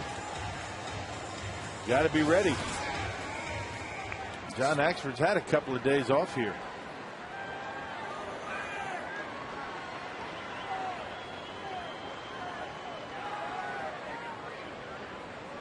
No balls, 2 strikes on Saunders.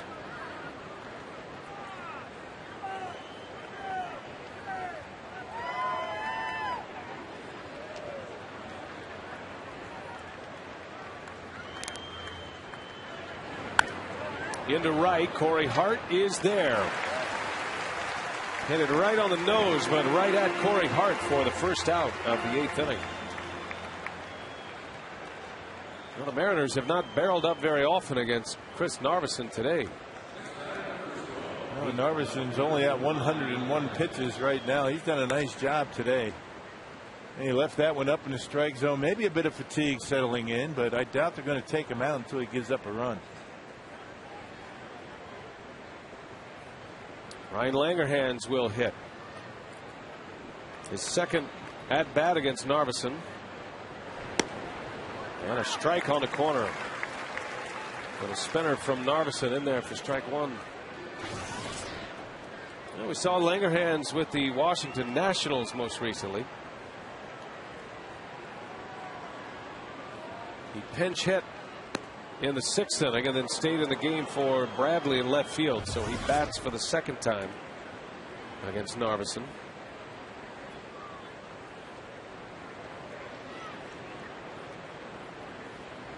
Narveson has been efficient.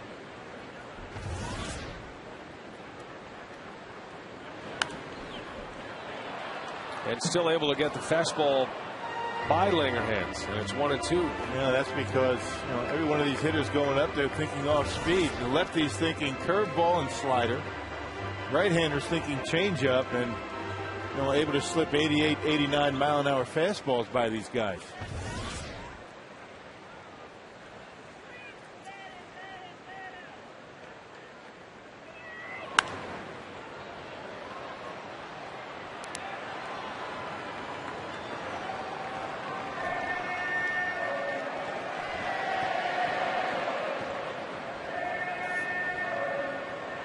Ryan Langerhans. Russell Branyan waiting in the wings here, sitting next to Felix Hernandez and Cliff Lee. The pitcher's spot is third. In the third spot, Milton Bradley's spot in the order. You might see Branyan grab a bat then. And that is not the guy you want to see at the plate with men on, that's for sure.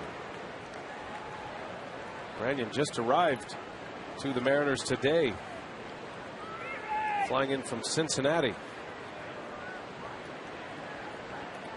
2-2 the count on Langerhans. Oh, he missed. Close pitch. Count goes full. That curve ball just missed off the outside corner, and that one missed by plenty. It's a big pitch for Narveson. Ichiro is next. And Langerhans takes ball 4. So the first walk of the game issued by Narveson. Langerhans a good at bat to reach base, and decision time here for Ken Maka. Yeah, ordinarily you don't want to take a guy out of a game where he hasn't given up a run, but this is a little bit different situation. You've got the tying run now at the plate, the top of the order coming up. You've got a left-hander in Ichiro, and you got a switch hitter in Sean Figgins, and then the pitcher's spot. Question is, does Chris Narveson have anything left in the tank? So the tying run steps in, and it's Ichiro for the Mariners. 0 for 3 against Narveson today. 2 on, 1 out. And Ichiro drops a bunt down foul.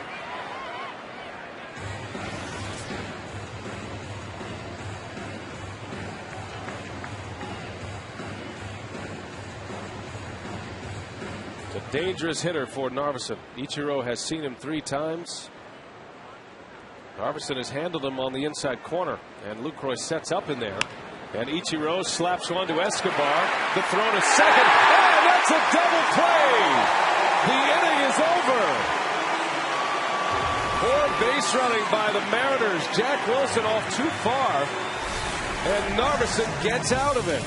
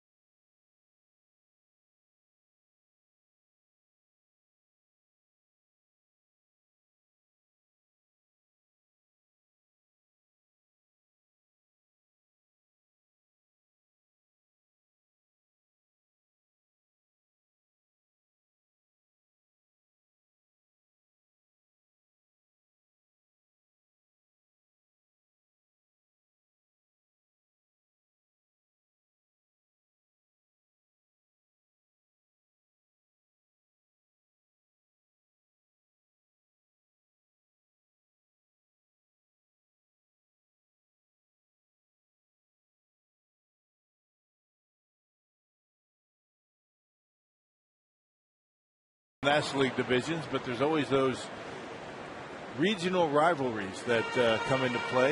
And in the Brewers' case, it's the Twins, a home and home, and this year it's the American League West for the Brewers.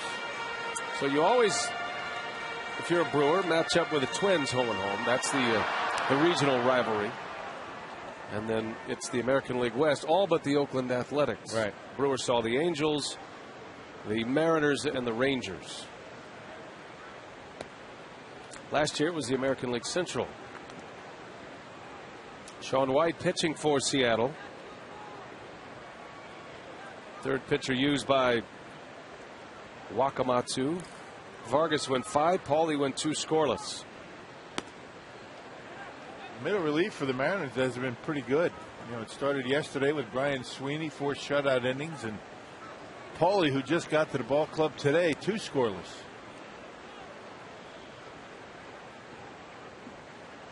2-1 to Gomez. That one's on the corner. 2 balls, 2 strikes.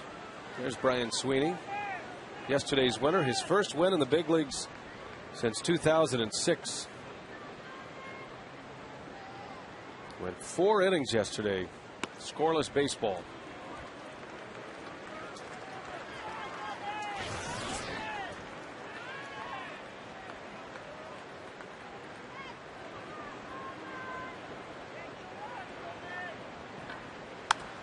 Gomez, a base hit to right. Oh, you love to see that. Carlos Gomez going to the opposite field. And a leadoff single for Milwaukee. Yeah, shortened up with 2 strikes and just tried to get on top of that fastball. Fastball middle away and just sliced it into right field. Well done. That's a nice piece of hitting by Gomez.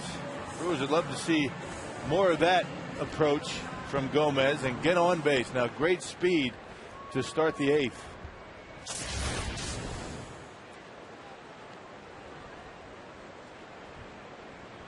So here is Escobar. I was anxious to see who was coming out into the on-deck circle. Escobar to third, to second for 1. The turn is in time. A double play. The Brewers about as fast as they could possibly be, and still the Mariners turn up 2 with 1 swing of the bat. And that's about the only way you can do that. A 1-hopper right at Lopez and a good turnover there by Sean Figgins. Well, it's not Chris Narveson who is stepping up to the plate. As you see this double play again. Joe Inglet will pinch hit. I was anxious to see if Narveson was coming out. Narveson with 109 pitches. 8 shutout innings. Just 4 hits allowed. He strikes out 7. Well, he was very fortunate to get out of that 8th inning. Inglet sends one deep to right center field. Ichiro, it pops out of his glove and that rolls around for a while. And here goes Inglet on his way to third. Inglet is in there with a triple. His 3rd triple of the year off the bench.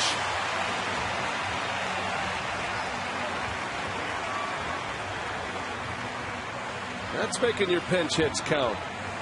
Well, that's ordinarily a fly ball that Ichiro is going to be able to haul in easily. He's got great speed, excellent hands. Wins the Gold Glove just about every year. That was in and out of the glove. Had a long way to go, but how about Joe Inglet? Giving one a ride, a fastball up. Apparently that ankle not giving him any problems. Able to get all the way around to third base with 2 outs. His first 2 pinch hits were triples, and now he has his 3rd. And the Brewers with a base runner at third base. Top of the order, here's Ricky Weeks looking for a 5-hit game.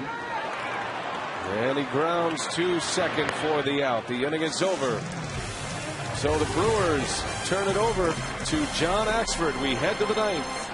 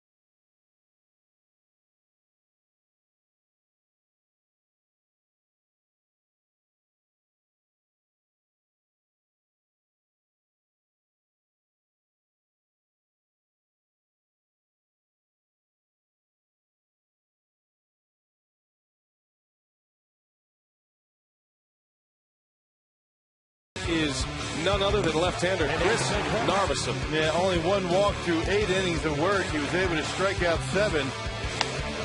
And the only reason I think he's not able to get out there and finish this ball game is because he really had some stressful pitches in that 9th inning. A double play off the bat of Ichiro Suzuki. Did a nice job controlling the Mariners leadoff hitter. 0 for 4. Suzuki in this series only 2 for 11, so the Brewers have done a nice job keeping him off the bases. Brewers are trying to make it 5 out of 6 on the homestand so far. After sweeping the Twins, John Axford 6 for 6 in save opportunities. A couple of those saves came in that Minnesota series. Had 2 against the Twins.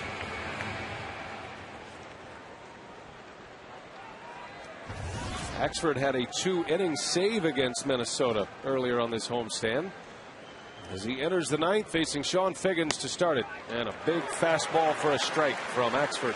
Big difference in styles right now, with Narveson throwing about 88, 89 miles an hour. And Axford, that first fastball at 95.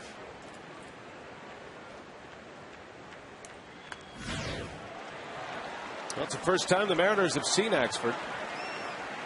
He was up and throwing in the bullpen back on Friday night, but the Brewers, with a late rally, took it out of a save situation, and he did not enter the game.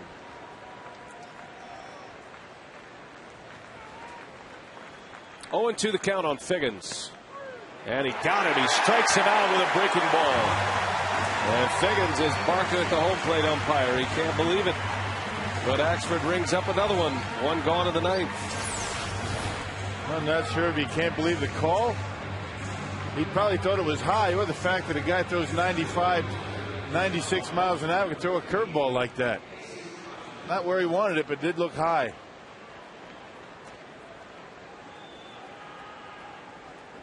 So 1 out on a backwards K, and here's Casey Kochman, pinch hitting, coming off that Mariners bench. Kochman has been the regular first baseman for the Mariners, but his playing time will be limited now that Russell Branyan is here. Well, Wakamatsu waiting to use Russell Branyan, should the Mariners get some men on. Get that home run, maybe to tie it or go ahead. No sense in using him right here. 1 run won't do much.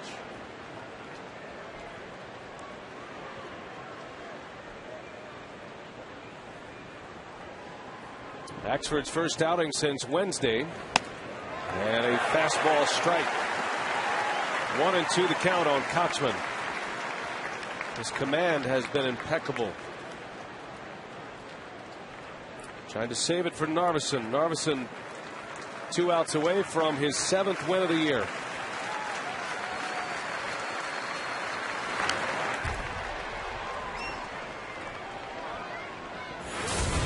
Well, Axford back on Tuesday went 2 innings against Minnesota. And in consecutive games against the Twins, he was facing Justin Morneau representing the tying run. He struck him out twice. That was Tuesday, and then that was the strikeout Wednesday night against Morneau. Talk about a confidence booster. Yeah. I mean, he certainly has the mental makeup to be a closer in the major leagues. Nothing really seems to bother him. He's got that fastball, upper 90s, and a nasty curveball. He got Morneau in a curveball, and then the next night he got him on a fastball.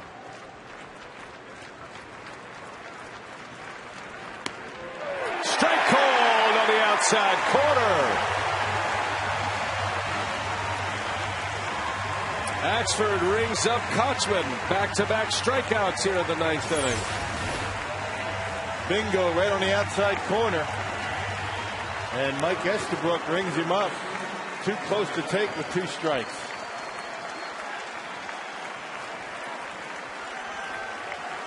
So 2 gone. And here is Jose Lopez. Strike 1. John Axford had 5 career saves coming into the season through the minor leagues in a career that began in 07. Bouncing ball. Escobar's got a long way to go, and that is going to slip through both Escobar and Weeks. That'll be an infield hit. Inning is extended.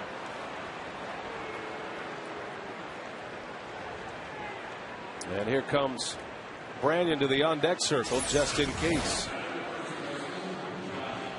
Well, got the fastball, beat it right off the corner of the plate. Once it got over Axford's head, he knew it was going to be a tough play for either Weeks or Escobar. And the Mariners still alive. 2 outs. Here's Josh Wilson. The most saves Axford has had in a season, in any season in his career, even in the minor leagues, was 2. And 5 career saves in 3 seasons in the minor leagues leading up to this year. He has 6 in the big leagues and is an out away from number 7 in 7 opportunities. Lopez takes off and a breaking ball misses. 1 ball, 1 strike. Defensive indifference for Lopez. No stolen base.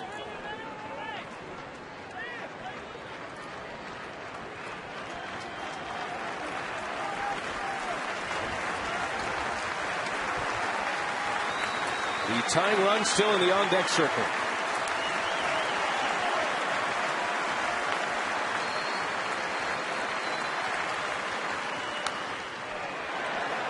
One and 2 the count. And that's where you want to keep that tying run.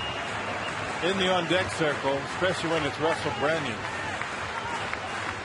So nothing but strikes to Josh Wilson.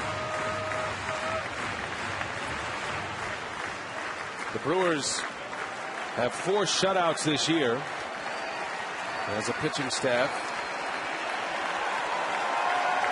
And they seal up number 5.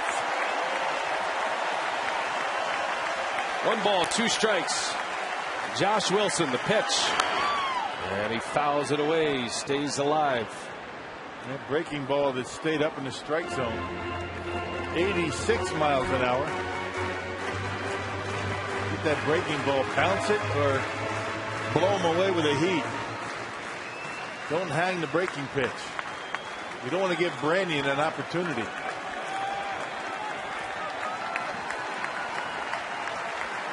We'll do it again. Another 1-2. And he missed. Breaking ball is up.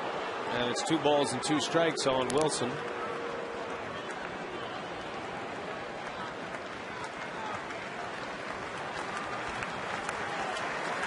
Big pitch coming up. Tying run on deck. 2 balls, 2 strikes. And he got him. A swing and a miss. Axford strikes out Wilson. And he strikes out the side for his 7th save. Chris Narveson goes to 7-4. The Brewers pitch their 5th shutout of the year. 3-0. The Brewers win it. They win the series.